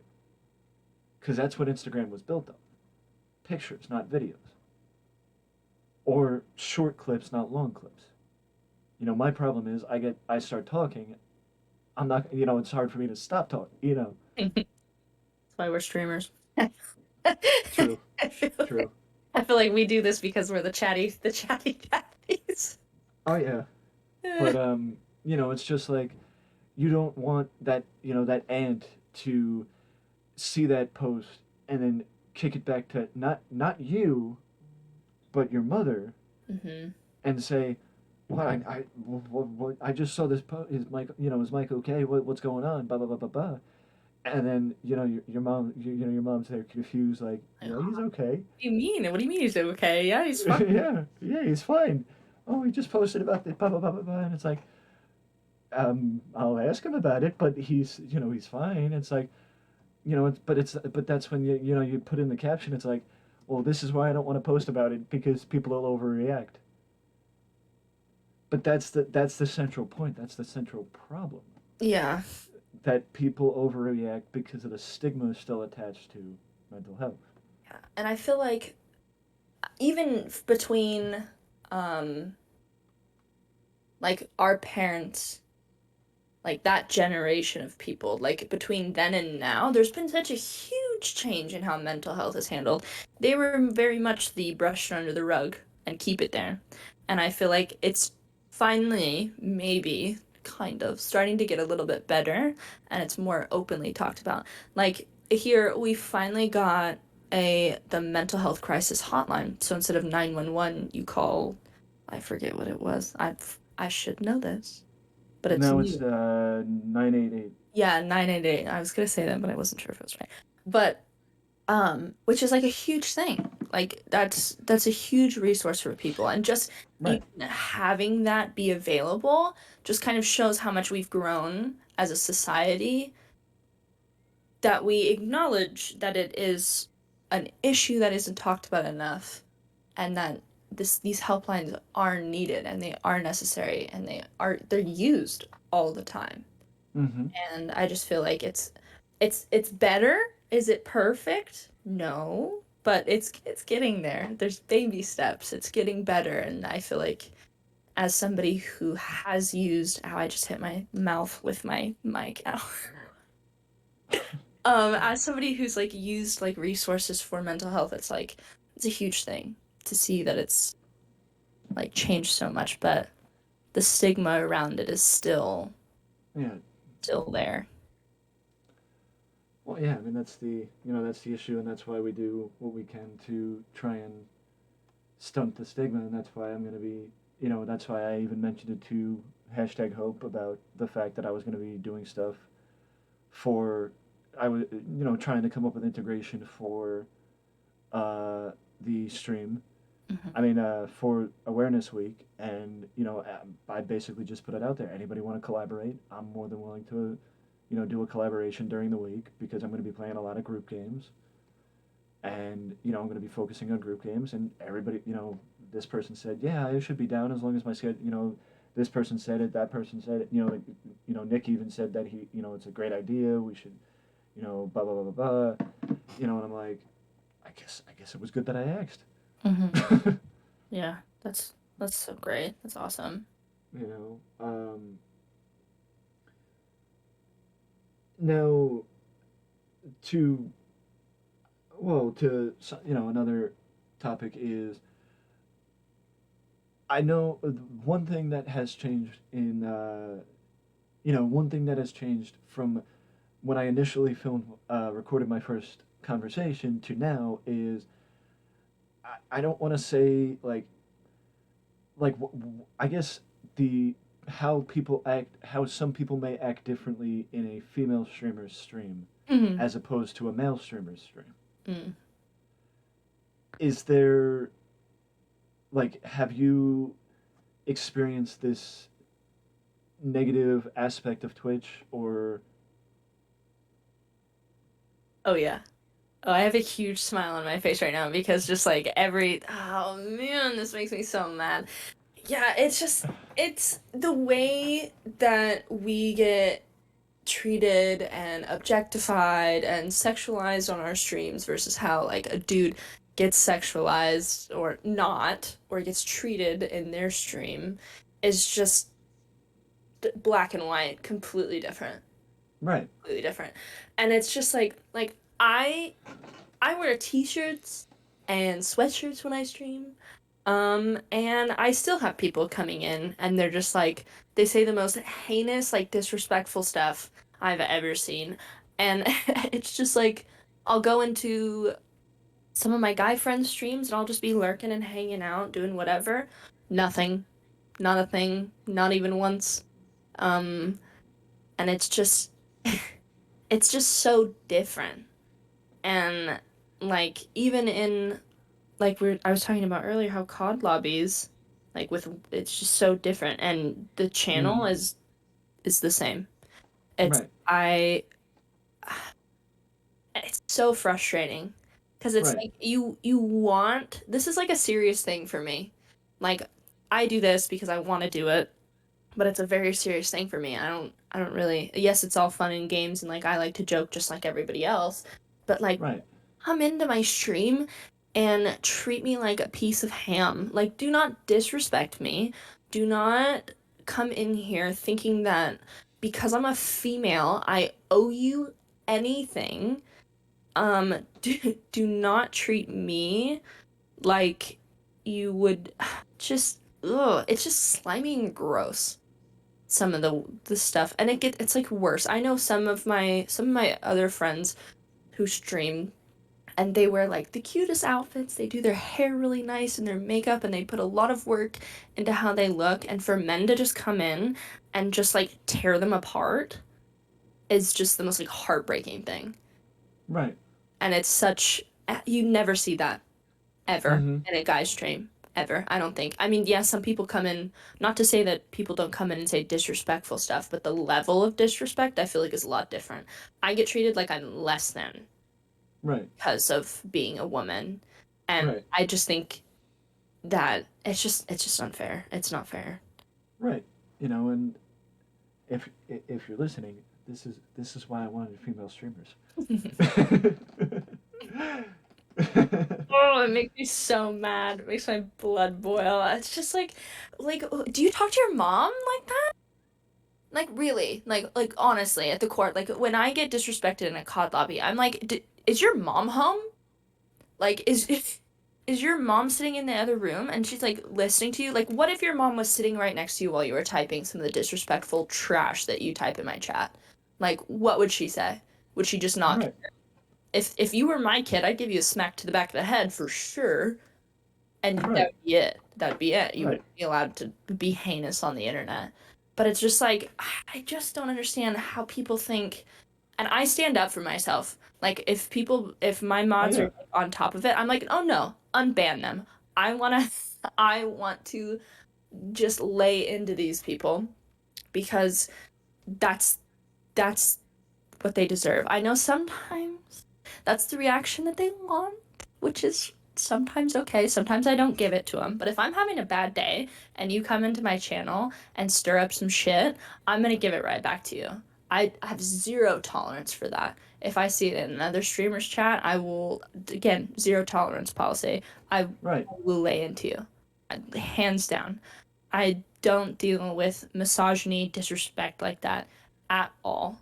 Any, right, oh, oh right. man. And Ooh. I'll have two stories for this because both of them have to do with our good friend Mr. Tack. Oh man. That one of his other Twitch streamers that he mods for. I was in her stream. She's a female streamer, and I was in her stream, and I saw that some guy was being a little disrespectful, and she didn't immediately ban them, Hmm. and unfortunately that made me like question her, and like you know I ended up unfollowing, and I'm like, what, but blah blah blah blah blah. But then in the end, I realized it's their stream. I gotta realize that it's not my stream, it's their stream. They act how they want. But then Tech filled me in that when people act like that in this female streamer's stream, she gives them right back to him. She trolls him. She actually got mad at Tech for banning the guy too fast.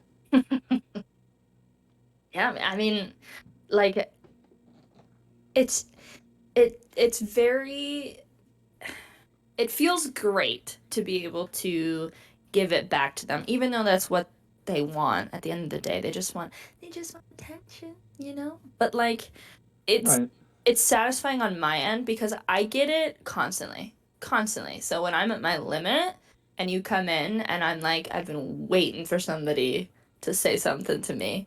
I've been getting screamed at in these lobbies for the past 2.5 hours.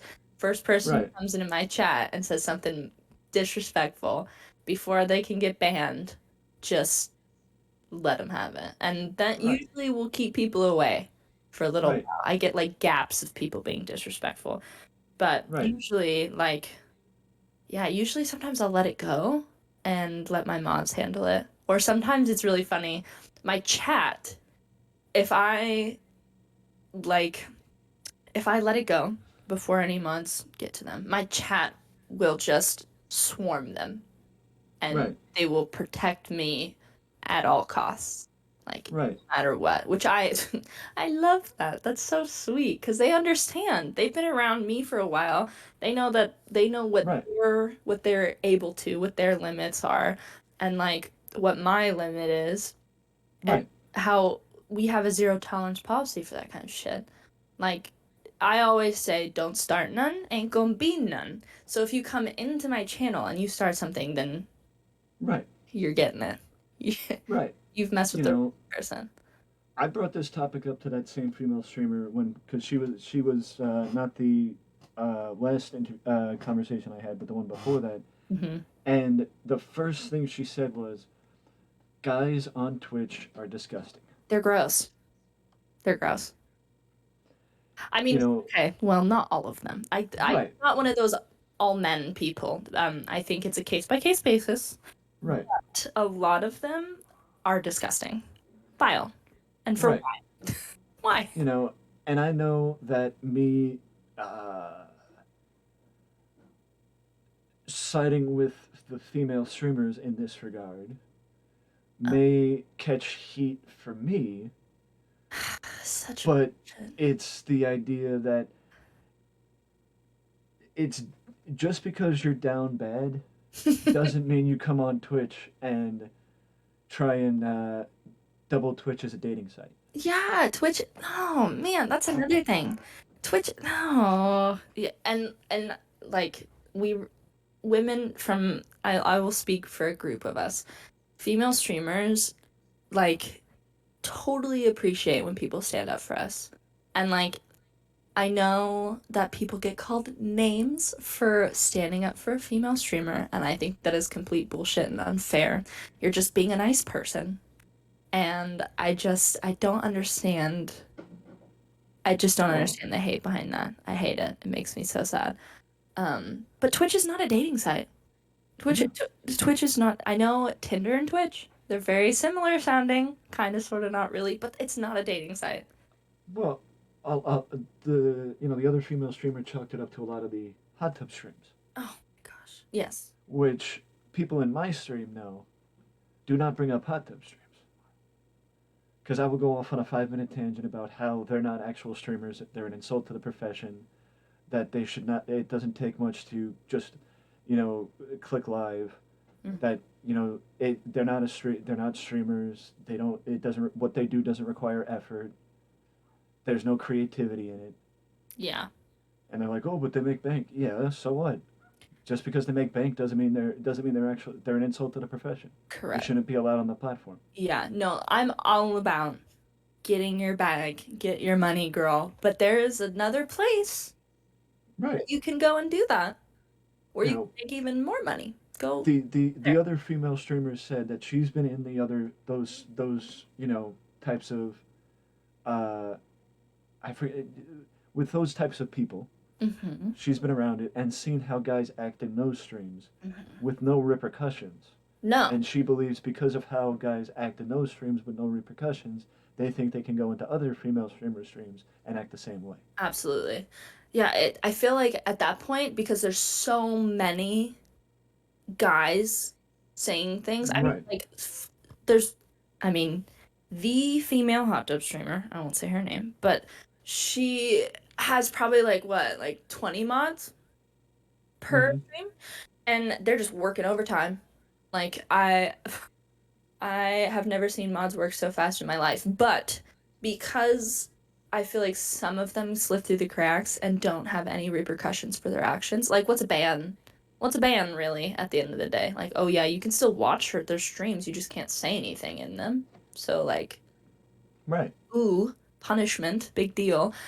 So they come into smaller streams and say the same kind of off-color shit, and they're shocked sometimes when there are the same repercussions or when there isn't. You know, Right.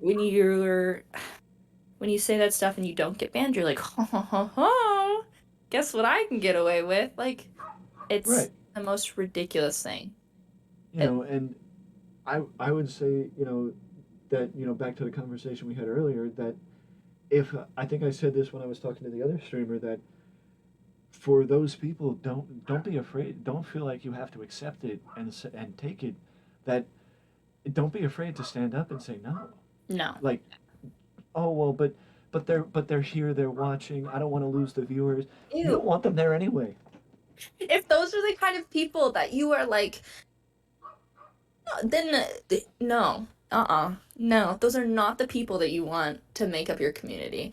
If you want a community that respects you as a person and as an artist doing this, because this is an art, this is a craft, this is Right. serious business, this is people's livelihood.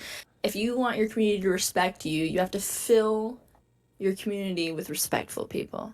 And I feel like the people who come in and are like, teehee, I can say like silly things that like she doesn't ban me for, um, just kind of makes your other community members feel kind of icky too. Because it's Right. like, ew, why does she have this person around? Why didn't she say anything? I'm gonna unfollow her because she obviously doesn't respect herself.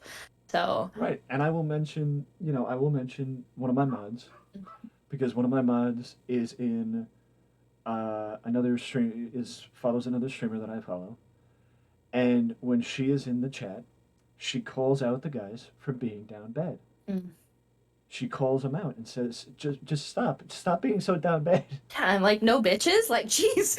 Like, what? Stop, just stop. God, like, But no, it's like I sent her the chat from that streamer, and she was like she just took one look at it and laughed, and she was like, "Yeah, I'm happy you sent this to me."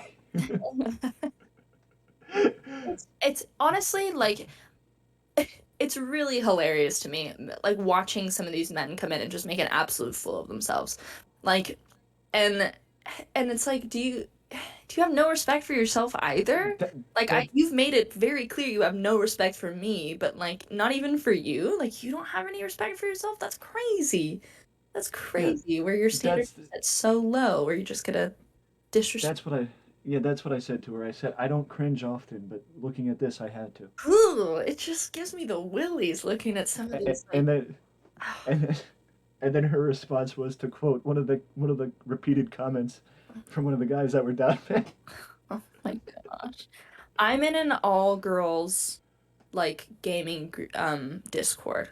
And so Right. what we used to do when it was really popping in there, we used to take pictures of like our ban and unban requests and like the Mm-hmm. reasons people would get banned in chat and their response to getting banned. And it was always guys saying some like gross stuff to us, and we would just kind of sit and compare and just like laugh because it's like, what are you trying to prove by coming in here?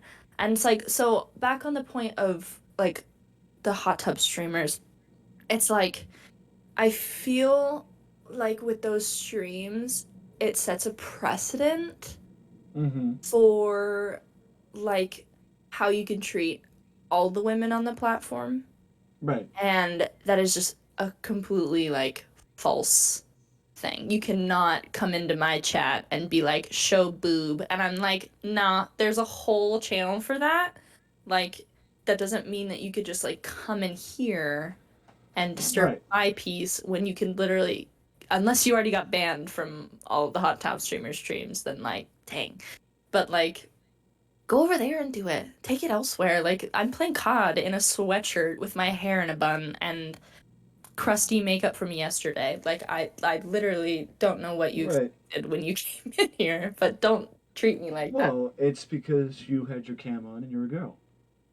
Oh, dang it. Dang it.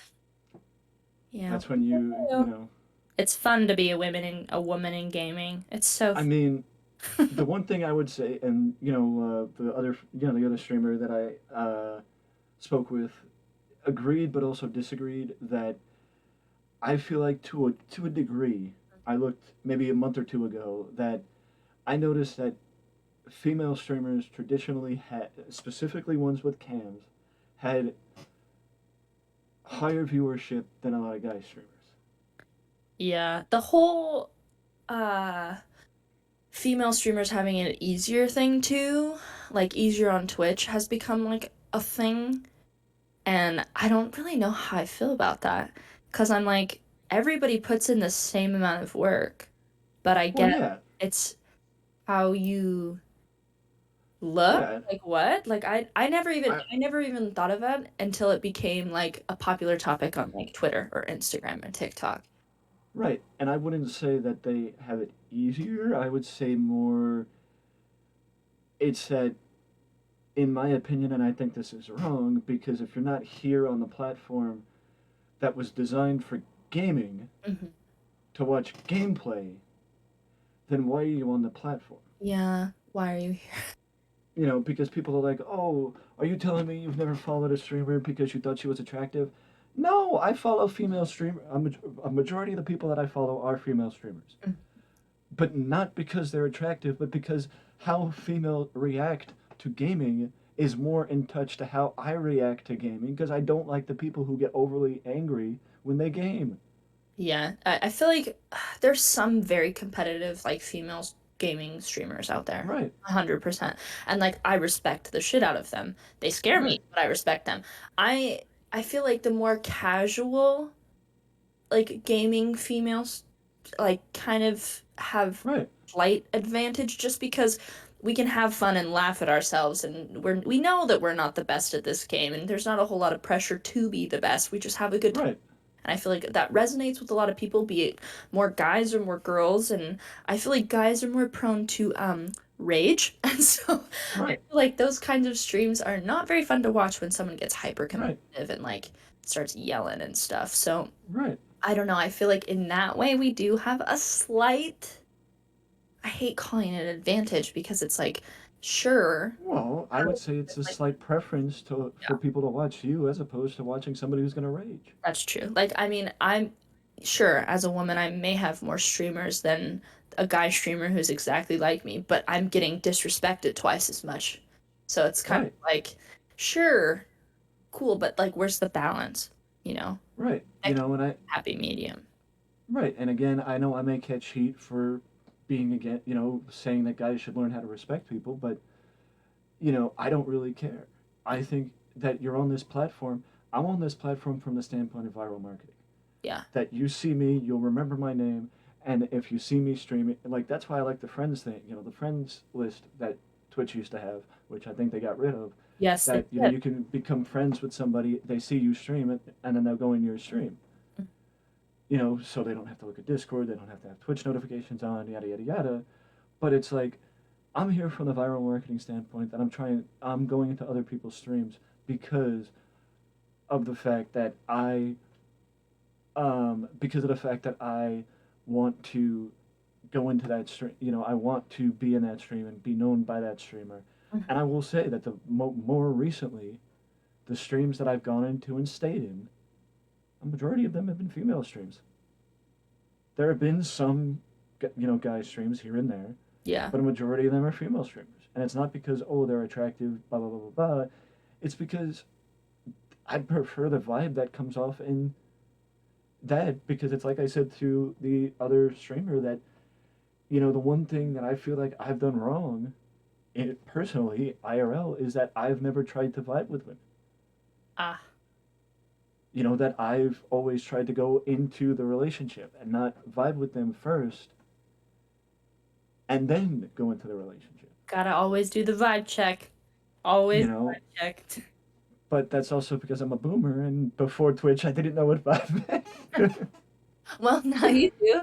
Now it goes forth into more relationships, and now you could vibe Right. first. Yeah, that's great. That's You I didn't know, but think about that being an issue, but then again, like that's something that like I kind of was, I don't know, not raised on, but like that's just kind of what we learned going through our relationships in like high school and college and things like that. But right, and I can say that yes, from my standpoint, I don't necessarily have female streamers in like I'm not usually collaborating with female streamers because I don't usually collaborate with pretty much anybody because it's the tough part of schedule conflicts and finding the time and picking the right game and blah blah blah blah blah and we're all just usually doing our own thing. But it's like I would expect that if I'm in a stream with a female streamer that you respect them. yeah, Otherwise, you'll get warned and banned from me.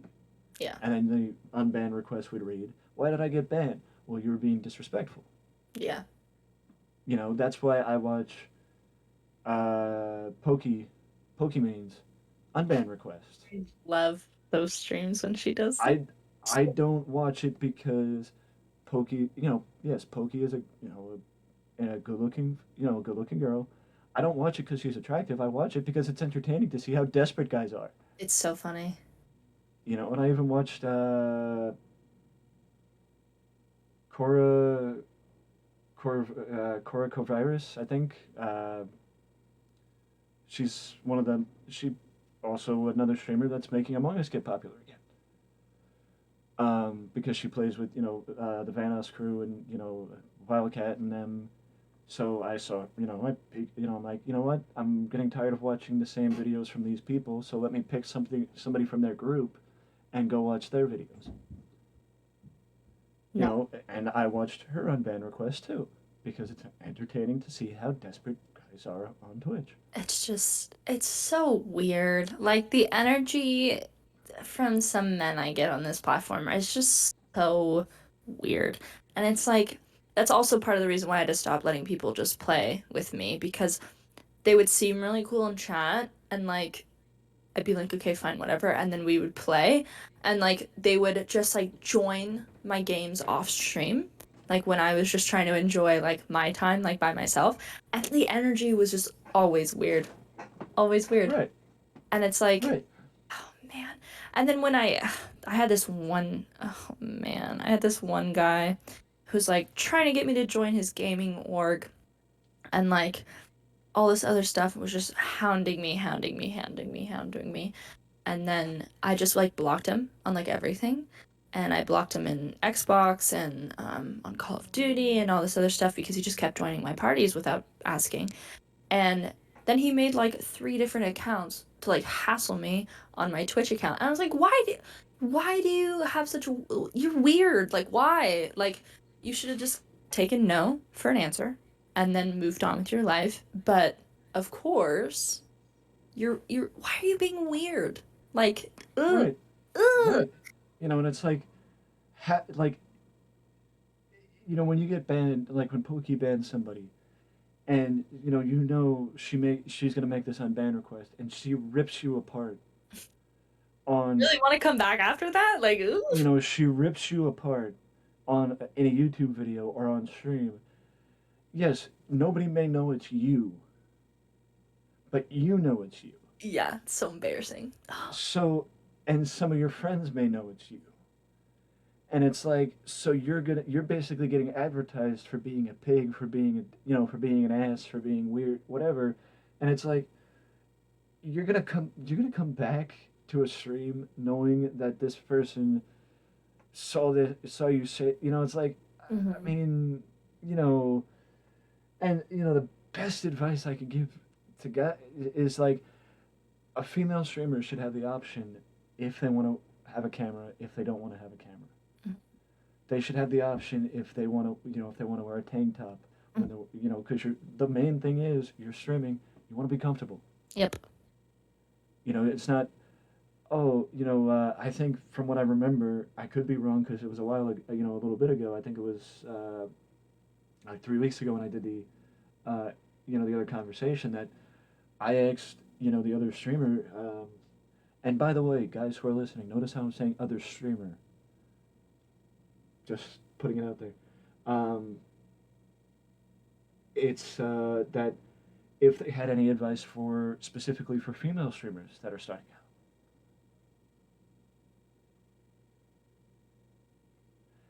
and they said show the least possible skin as possible. Yep.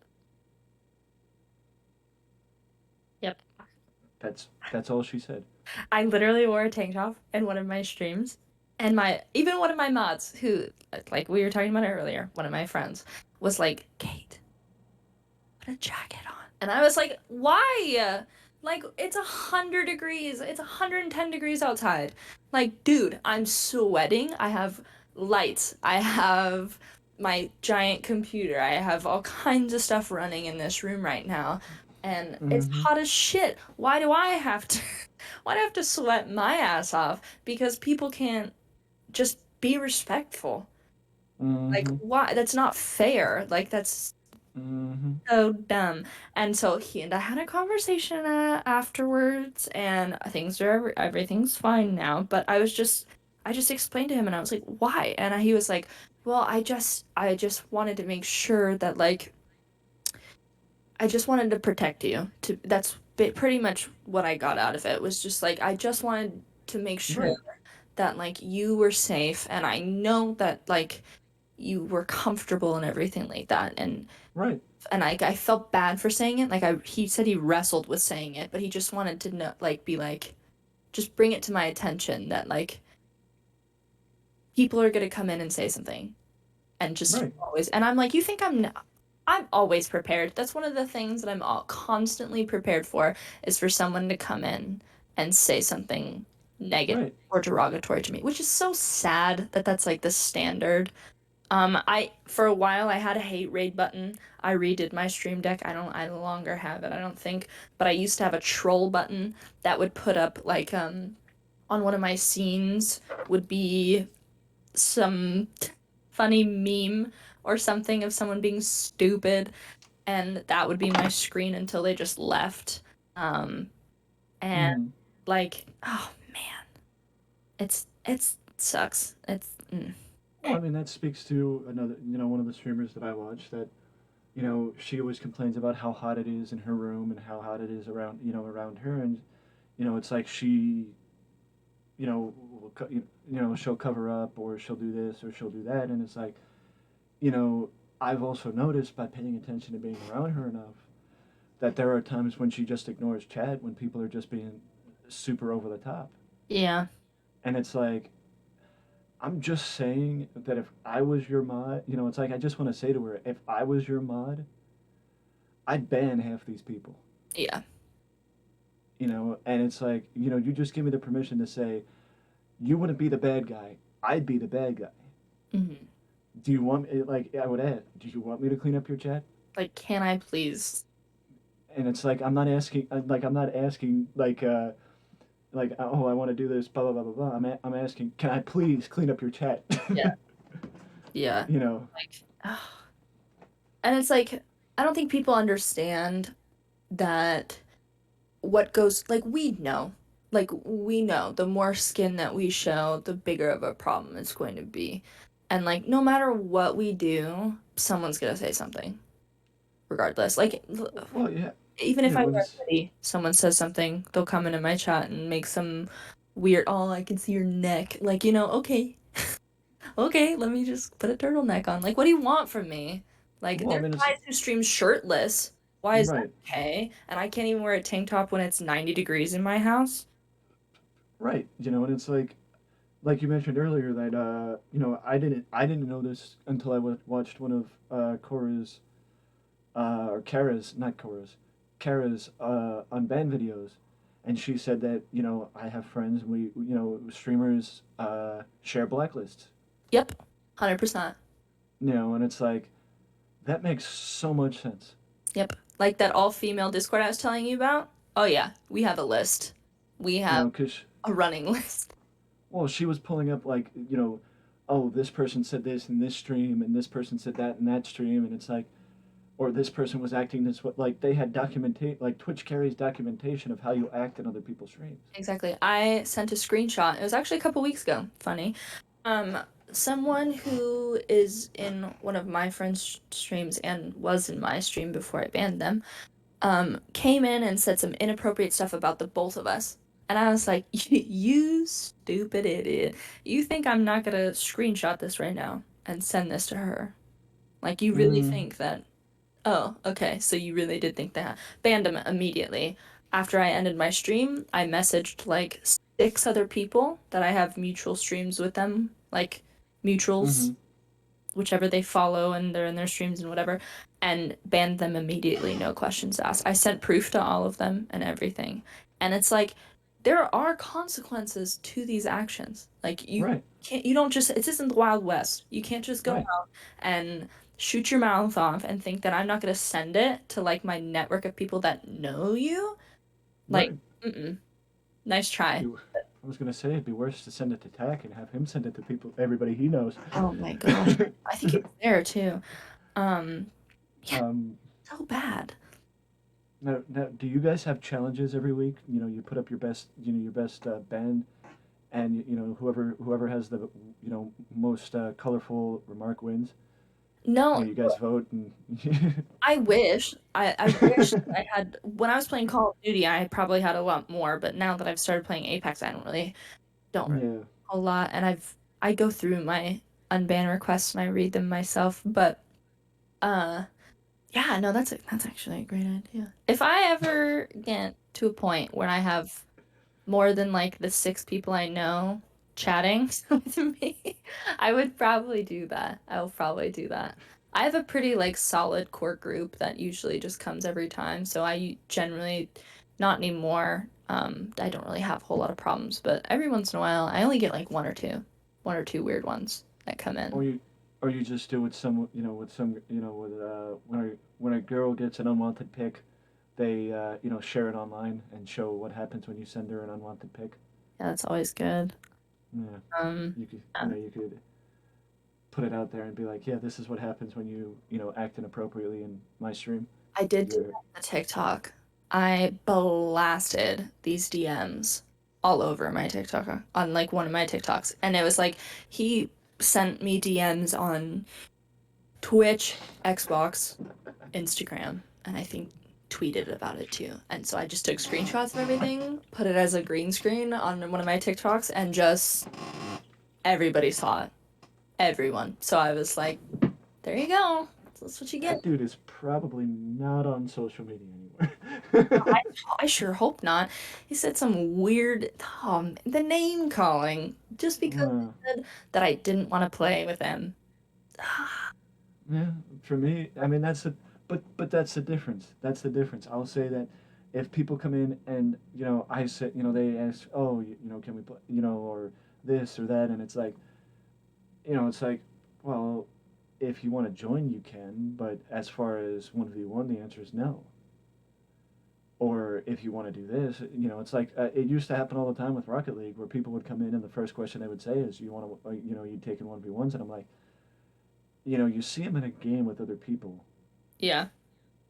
you're still gonna ask if I'm gonna 1v1. Yeah. Yikes. But it's like they'll just dip if I say something they don't like. Like there were times where somebody would bring up, uh, what was it?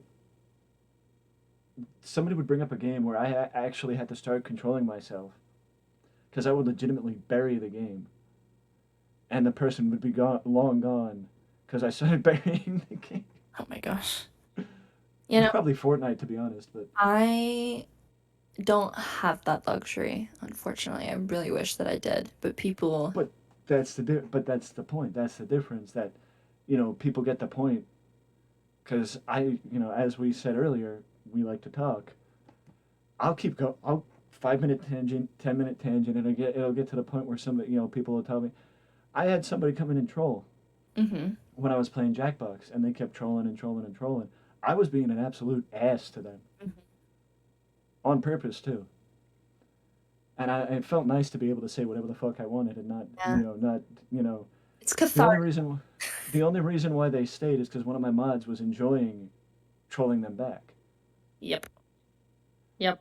Otherwise they would have been banned lickety split, and it's like mind you, at that point I had COVID, Oh, so we're mega I was at shit. I was like I don't give a shit, fuck that, blah blah blah blah blah. After stream my mods were like, Mike, you can't let the trolls get to you, blah blah blah blah blah, and it's like I was having fun. That's having a great time. Yeah, I was having fun. I mean, he thought he got to me, but I was having fun. I was having fun ripping him apart. The thing is about those kind of people, it's like you're still here because I'm allowing you to still be here. Like Right, I'm toying with you at this point. The only reason that you're even getting any of this airtime that you're getting, like on in my channel, it's like it's because I'm allowing you to be there. This is my right, space. You're in my gladiator arena, and right, you're gonna get served. That's it. right. That's You know, and it's like, and I told my mods that. Like I don't think I've told Tack directly, but I think at this point, with his experience, he just kind of knows, and he knows who I am, like personally, right, right, a long time ago. So it's kind of like he gets it, and so I'm just like, look, like if you could see me start like snowballing and going off on them, just let them. They signed up for it. They thought they weren't gonna get their right, hands smacked, so I'm gonna give it to them, and then you can. I'll ban them after when I'm done. But it's right. And like it's like, it's the best you feeling. know, right. And it's like I said earlier. People know now not to mention certain streamers in my chat, um, or certain people on the platform in the chat. And somebody mentioned certain one of those streamers, and I'm like, no, I only raid real streamers. Oop.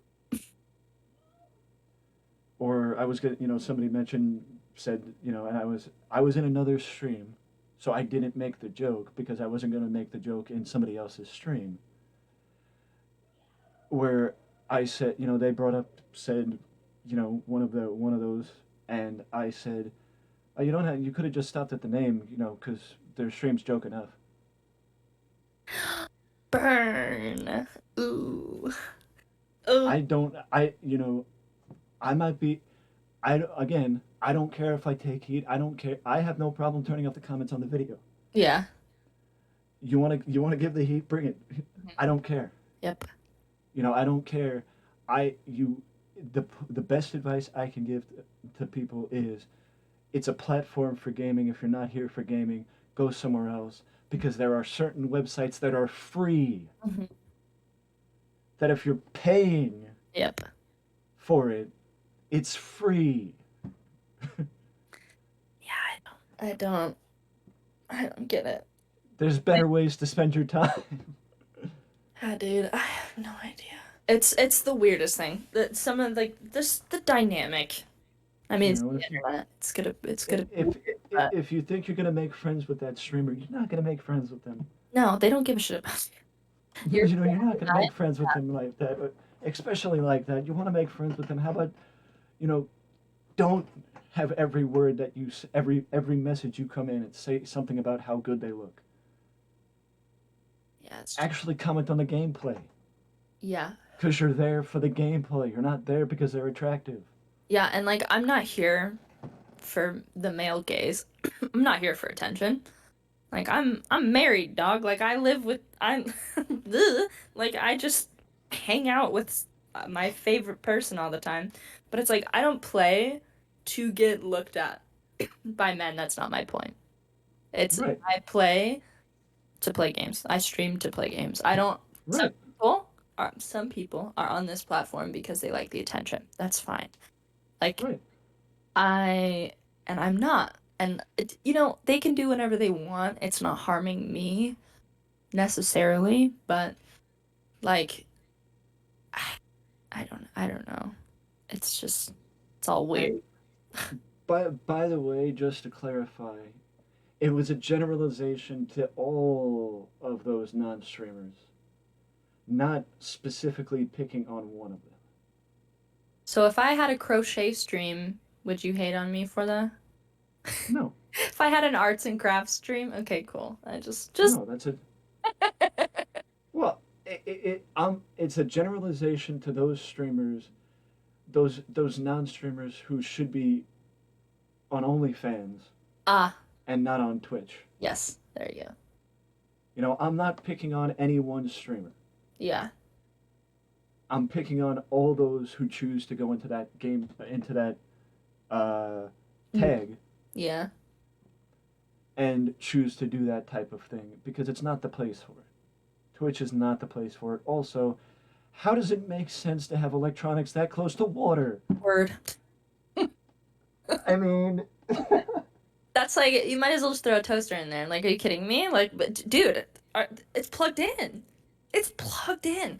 And like some of these setups aren't cheap. And if I know for like if like, I splashed a drop of water on my yeah, PC, I would have a panic. gone. Yeah, I'd panic attack. It'd be toast. It'd be gone. So like I don't eat by my PC. I don't drink by my PC. Well, I drink by my PC, but that's because alcohol is my friend. it dries really quick. It's fine. Yeah, I don't do anything like I don't put. It's like somebody asked me, "Oh, is it that your parents don't allow you to eat in your room, or is it your preference?" It's my preference. I don't want it. I don't want anything to happen to my computer. Oh yeah. You I'm a know, gremlin. I eat on my streaming desk. Oh, if I had a bigger setup, it would be different. Where if I could spread it out, it would be different. But because of the compactness of my setup, I have to I protect what I have. oh man, yep. See, I I think my desk is like I don't know, maybe 60 inches, maybe, probably not I even that big, and I have everything crammed onto it, and I just eat like a troll.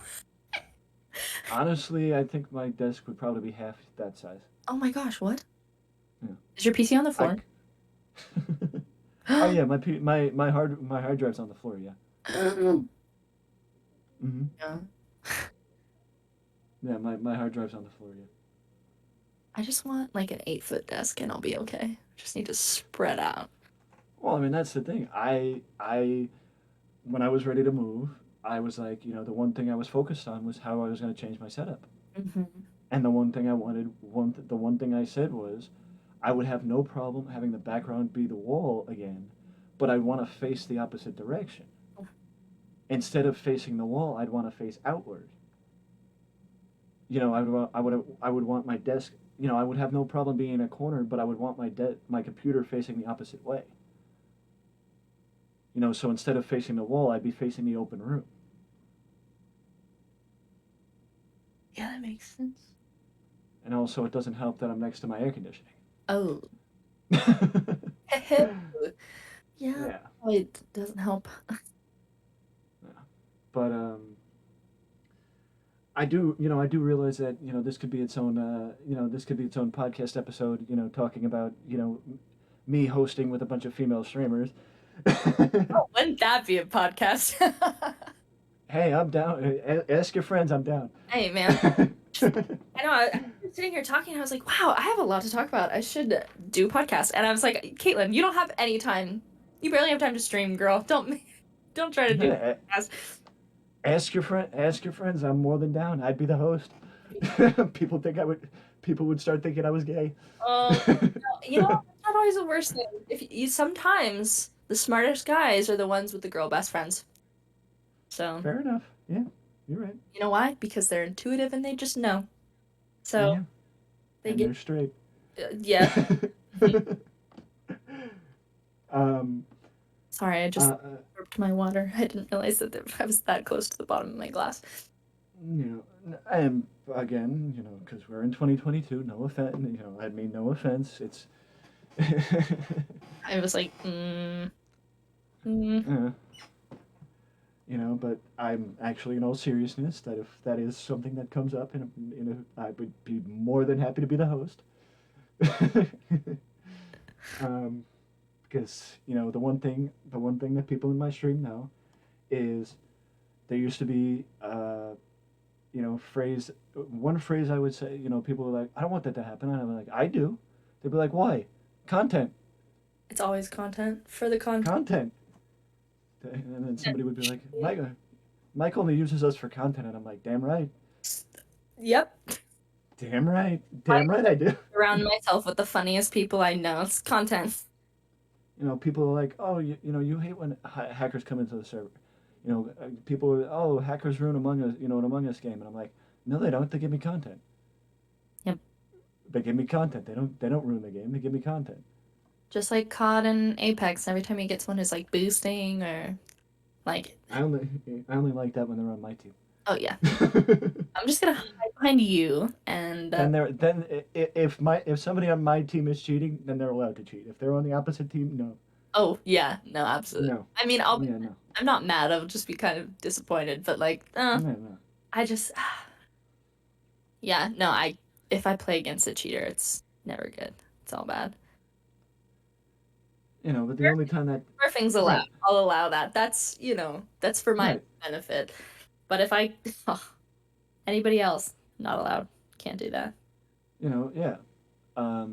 But that's where it's, it doesn't necessarily, ruin the game. It's more the people from the stream that are playing that ruin the game, and take you out of the game and blah, blah, blah, blah, blah. It's not necessarily the people that are in the game that take you out of the game because, you start a new game and those people that took you out of the game, quote unquote, are not with you anymore. It's the people that are still with you in stream that can ruin the game for you. Yep. 100%. Speaking of that, is there have you just played Apex? Yeah, you just said you just played Apex and Call of Duty on stream, correct? You haven't played Yeah. any other games on stream? I've done, what have I played? Sea of Thieves. I think I've done a couple times, which is just kind of one of those like fun little chill. Well, not Mm-hmm. when someone's trying to sink your ship, obviously, but it's just Right, like fun little task-based games. That you right. play with your group of friends. What else have I played? I f- I really feel like that's it. Yeah, pretty much. I don't really expand. Being a variety streamer is one of the hardest things you could do. I feel like being a Yeah, I know. streamer is extremely difficult, and I have mad respect Mm-hmm. for people who are like, yeah, I can play like three different games during the week, and everyone's like hunky dory with it. I'm like, no, the people that know what I'm gonna play. They expect what I'm playing. That's what they're there for, and I know for a fact that they will leave if I play a different game. Oh So wow, you respect me? Wow, I wouldn't have realized. no, dude, literally, like, and I mean that in all seriousness. It's variety streamers. Just, I think your brains work different than ours do. I honestly think that it's just like better. So I you can't see, but I'm raising my hand. it's me. My brain works. Yes. Yes, I yes, honestly yes. feel like being a variety streamer is so hard, and it's because I feel like your community also has to be a variety community, and I like Well, I I. would say they are, but they only show up to the games they want to see. Oh yeah. Yeah. I'm sure if I played Call of Duty again, I'd have a couple people come back. Right. Like I'm enjoying what I'm doing now, so like but Mm-hmm. also believe that like I'm a pretty fun person to hang out with, so like regardless of what game I'm playing, you should come hang out. But like yeah, I think I could never do it. I could never do variety because I rely on my group of people that comes to every stream so much. Right. Worried that if I played a different game that they wouldn't show up and I'd be really sad. So I just keep playing the same things because I know who I can rely on to come and like hang out and like if I'm having a bad day, I'm like, oh, the sweet like, but I'm playing Apex and so I know like Right. Y and Z will possibly be there and then I'll have like a better day because I could talk to my friends. So it's like it's kind of like that, if that makes sense. Right. Yeah, and now a two-layer question of, because I feel like with the amount that you've mentioned COD, I feel like it would be inept not for me to mention, not for me to ask about Modern Warfare 2, and also, is there a game that you know you will never play on stream? Hashtag bring back Verdansk. Bring it back. I think so. I think I'm gonna get the new game, possibly. Just because in my heart, I am hoping that it brings some of my friends back. That like, because Mm-hmm. like some people, because I don't play Call of Duty anymore, I hardly talk to them. Like I hardly Right. talk to them, and like it breaks Mm-hmm. my heart because like we bonded over the pandemic and like Call of Duty, and like that's something that like was the foundation of our friendship. And I feel like me not playing it anymore, and sometimes they're not even playing it anymore either. I feel like these new games, well, just Modern Warfare 2, I guess, that's gonna come out Right. bring some of those people back and hopefully we can all hang out again. So that's what I'm hoping. I'm very optimistic Right. about that and I'm really hoping that I can play with some of my friends again. Right. But uh yeah, I'm excited. I'm ex Mm-hmm. I need to start playing Modern Warfare again if I'm gonna stand any chance of playing Modern Warfare 2. Um, Right. but yeah, I'm excited. But I also am kind of hesitant to spend money on Right. Division because they're kind of grimy. So, Right. uh, Well, I purchased Vanguard last year, so if that makes you feel any I mean, kind of. better. Like I don't spend money like on games, like in-game purchases and stuff like that ever. Nothing is Yeah, up me neither. to me. Mm-hmm. So I just don't do it. So the only times I spend money on the companies is when I buy a new game. But Right. uh yeah, I don't know. I was really hesitant, but I think I might just buy it anyway and hope for the best. Right. Right. Now, is there any game you don't think you would ever stream? Any game I don't think I would ever stream. League. I don't think Fair enough. I would ever stream League. Um, like I'm terrible at it. Well, because I've never played it before, so of course I'm gonna be terrible at it. But like, Right. yeah, I don't think I'd ever stream League. I would try anything once.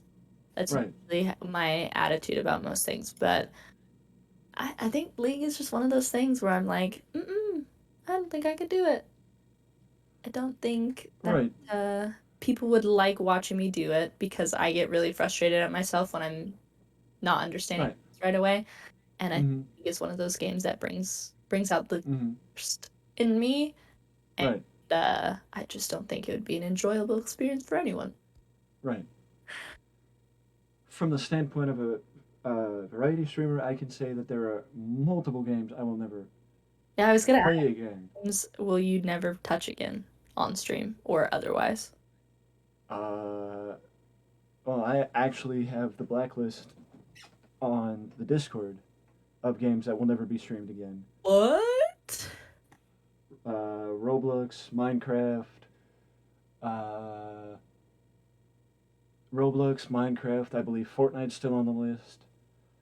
Um, Gartic Phone. Um, let me. I'll pull up the Power list. Wash Simulator? You don't want to play Power Wash Oh no, no, no, no! That's the games that are on the break. Oh, The ones above are on oh, the. sorry. See, I don't read. Games Gone for Good. Oh, you mean the giant bold letters that say that on the top of the Discord? Nice. Yeah, Terraria, CS:GO. Goes. It used to be a lot bigger of a list, but I just stuck with the games that um Did you just buy Vanguard? You said you bought Vanguard and Vanguard's on the blacklist. after a year of holding the game. Oh, I've had it. I got it when it first came out last year. oh, at the launch. Okay. Yeah, that was a mistake, but that's beside. I got a lot of content out of it, but other than that, Not great. um, Not great. yeah, but well, that's the thing with the blacklist. They're not off and gone forever. Just They're mode. gone for like Gartic Phone's gone for good. It's never going to be streamed again because I can't trust people on them to on that game to act appropriately. Yeah. Yeah, and you ruin it for everybody, and that thing. Roblox, I met people that were Roblox and Gartic Phone are probably the only two on that. Well, Roblox, Gartic Phone, and Terraria are the three games that I can say without a shadow of a doubt will never pop up on the stream again. Yeah, Roblox, I've never consumed a drop of Roblox content, but from what I hear, it's just not great. It's very like I feel At if you could, it's like unsafe. Like that's like how bad it. at first, it was okay, but it was because I was playing it at a necessity Mm, because it was one of the few games that worked on my 7-year-old PC. uh, But then as I got, you know, well, this PC, I didn't need it at a necessity anymore, and it I was I remember one stream, the last Roblox stream I did. I met people that basically, well, came into the stream and would think that they could say whatever they wanted mm. just because they were subbed. Ew, that's like my least favorite thing. That's like second to men thinking that I need their opinion. But it's when people are subbed and they think that I owe them. You know, because they were coming in and referring to me by my last name. I don't think they knew it was my last name at the time. Oh no. I had it because my YouTube used to have my last name because I wanted to come up with an all-encompassing brand for Wrestling Express. Yeah. And it just so happened to, the best idea I could come up with was including my last name, so I had it as the background image on my Twitch. That's the only way I could think of that they knew it. They didn't I finally had to push and say, stop it or you're banned. Yeah. They didn't necessarily understand it, but Yeah. you just got here. Yeah. What? You don't get to call me anything but wrestling. Yeah. That's it. The people who start on Among Us get to call me Mike because my name on Among Us is actually Mike. This way, people knew when I joined that was me. Simple as that. But they would come in, luckily they don't show up anymore. I counted my blessings as I was that close to banning them. Oy. I counted my blessings when they stopped showing up because I remember the last time they stopped showing up. One of them popped in, or the group, once one popped in, the whole group was there, and I was playing GTA, and one of them wanted to play GTA with me. So I was like, you know what, I'm only going to stay on for a little bit longer. You want to do, we could do a mission. Halfway through the mission, he leaves, Okay. and I'm like, well, okay, I guess you didn't want to. I guess you didn't want to play anymore. So after that, when I would play GTA, I was just going through the story mode. He would say, I know it was him sending me the friend request, the game request to join his game. I would ignore it. or I was figuring it was him because nobody else came to stream saying, "Why aren't you accepting my game request?"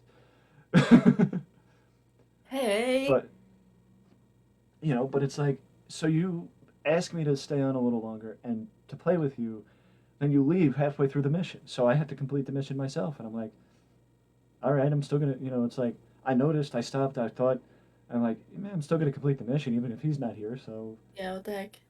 you know, but it's like that's why I don't play GTA anymore. It's like, well, because I got the content out of the way. Yeah. The content's done, and it's like, oh well, but you have these people. I'm not gonna play just because one person wants me to play the game. Mm. So You you know, play games based on what kind of content you can get out of them and enjoying them, or is it more of like a content-based thing? um, depends on the game. Case by case. Got it. Yeah, case by case, because by far, well, actually, Tony Hawk Pro Skater is probably the best example of it. What a classic. The content probably dried up. I would say probably within a month or two of me playing the game, but I kept finding new content, new reasons to keep playing because I was going to keep playing the game either way. When somebody's like, "Oh, people aren't watching, why you keep playing?" Because, well, I'm enjoying the game, so I'm gonna, either way I'm gonna play it. It's like one of those cases. If I'm gaming, why not stream it? Yeah. Oh, but nobody's watching. Oh, you should play a game that people are gonna watch. It's like, yeah, but I'm not gonna fake enjoying it. Yeah. That's how I felt about Overwatch.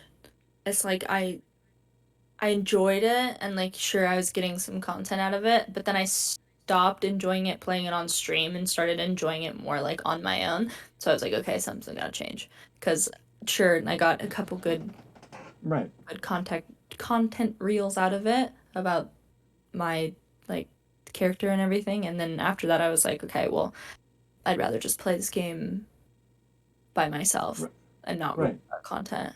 And then COD came into my life, and I was like, well, this is just like a constant stream of content if I decided to actually make content. right. That's beside. You know, and what I would say is a game like Rocket League, I like more when I can get content out of it. Mhm.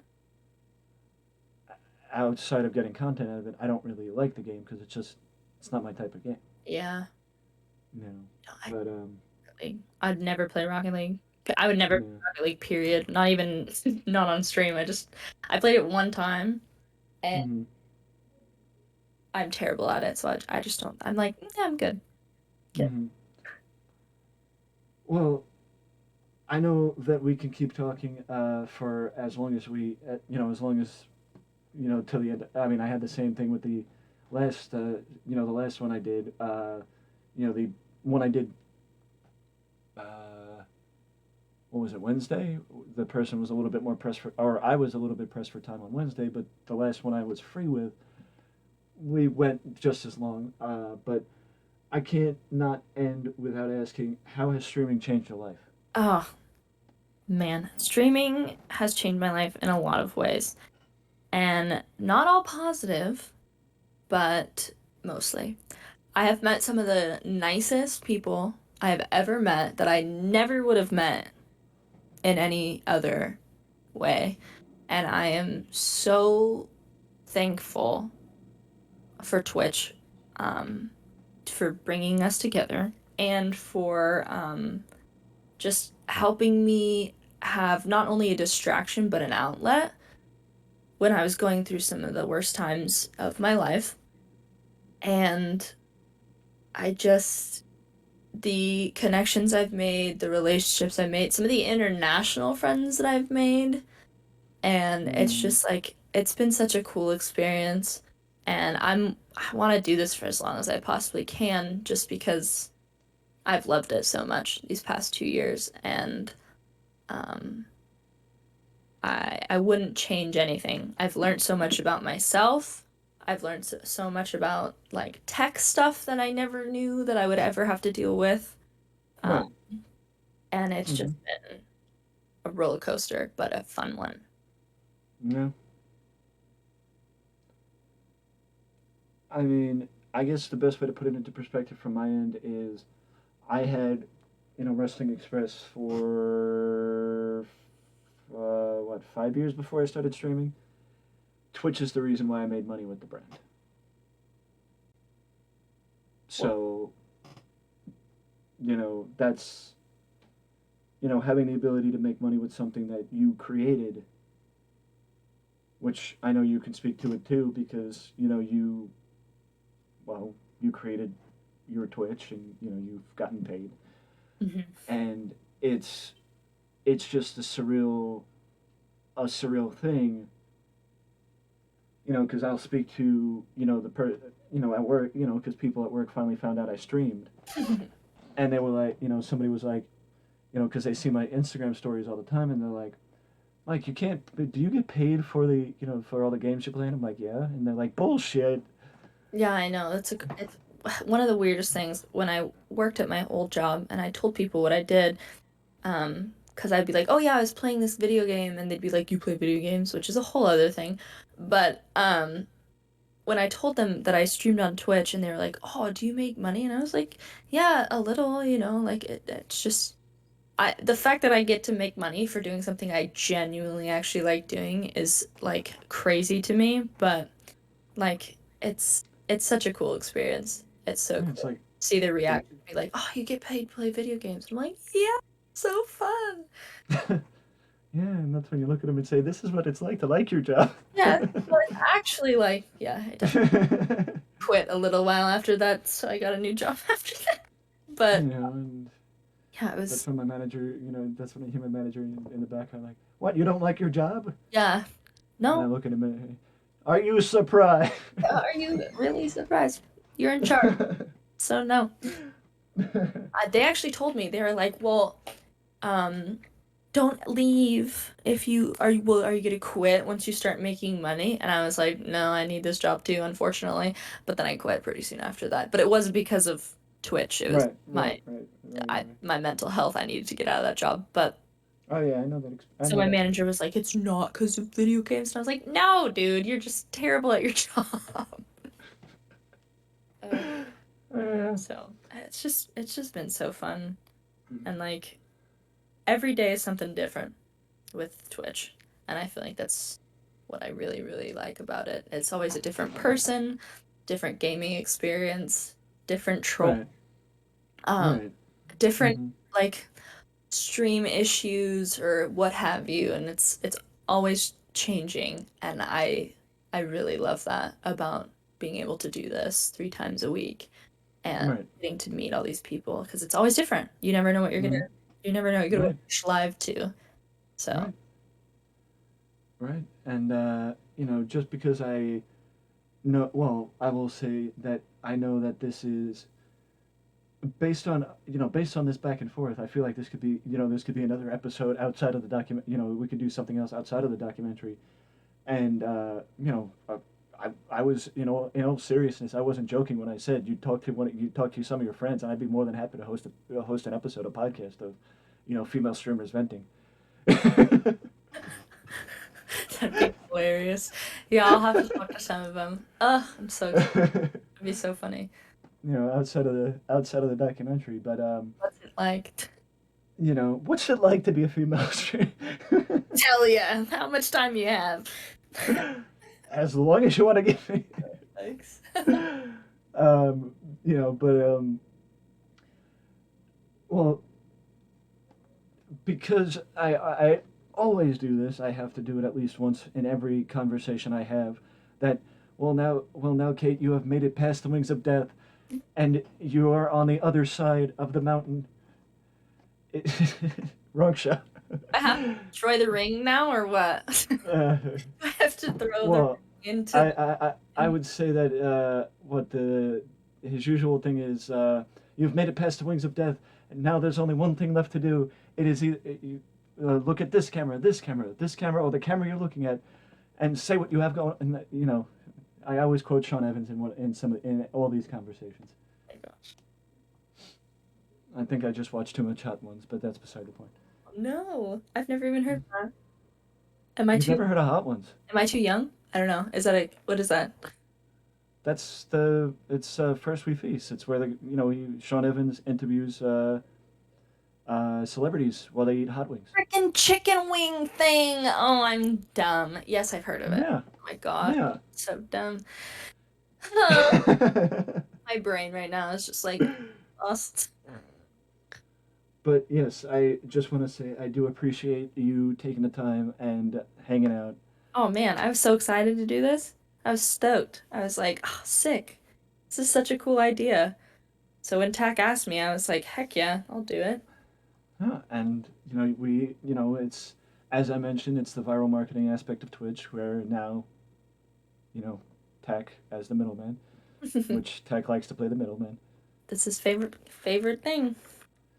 But I do, but again, I do, but yes, I do appreciate, well, I do appreciate you helping, doing your part to help finally get the documentary out. Because as you said, as you heard me say earlier, apparently I was thinking I could get it out before the 1 year anniversary last year.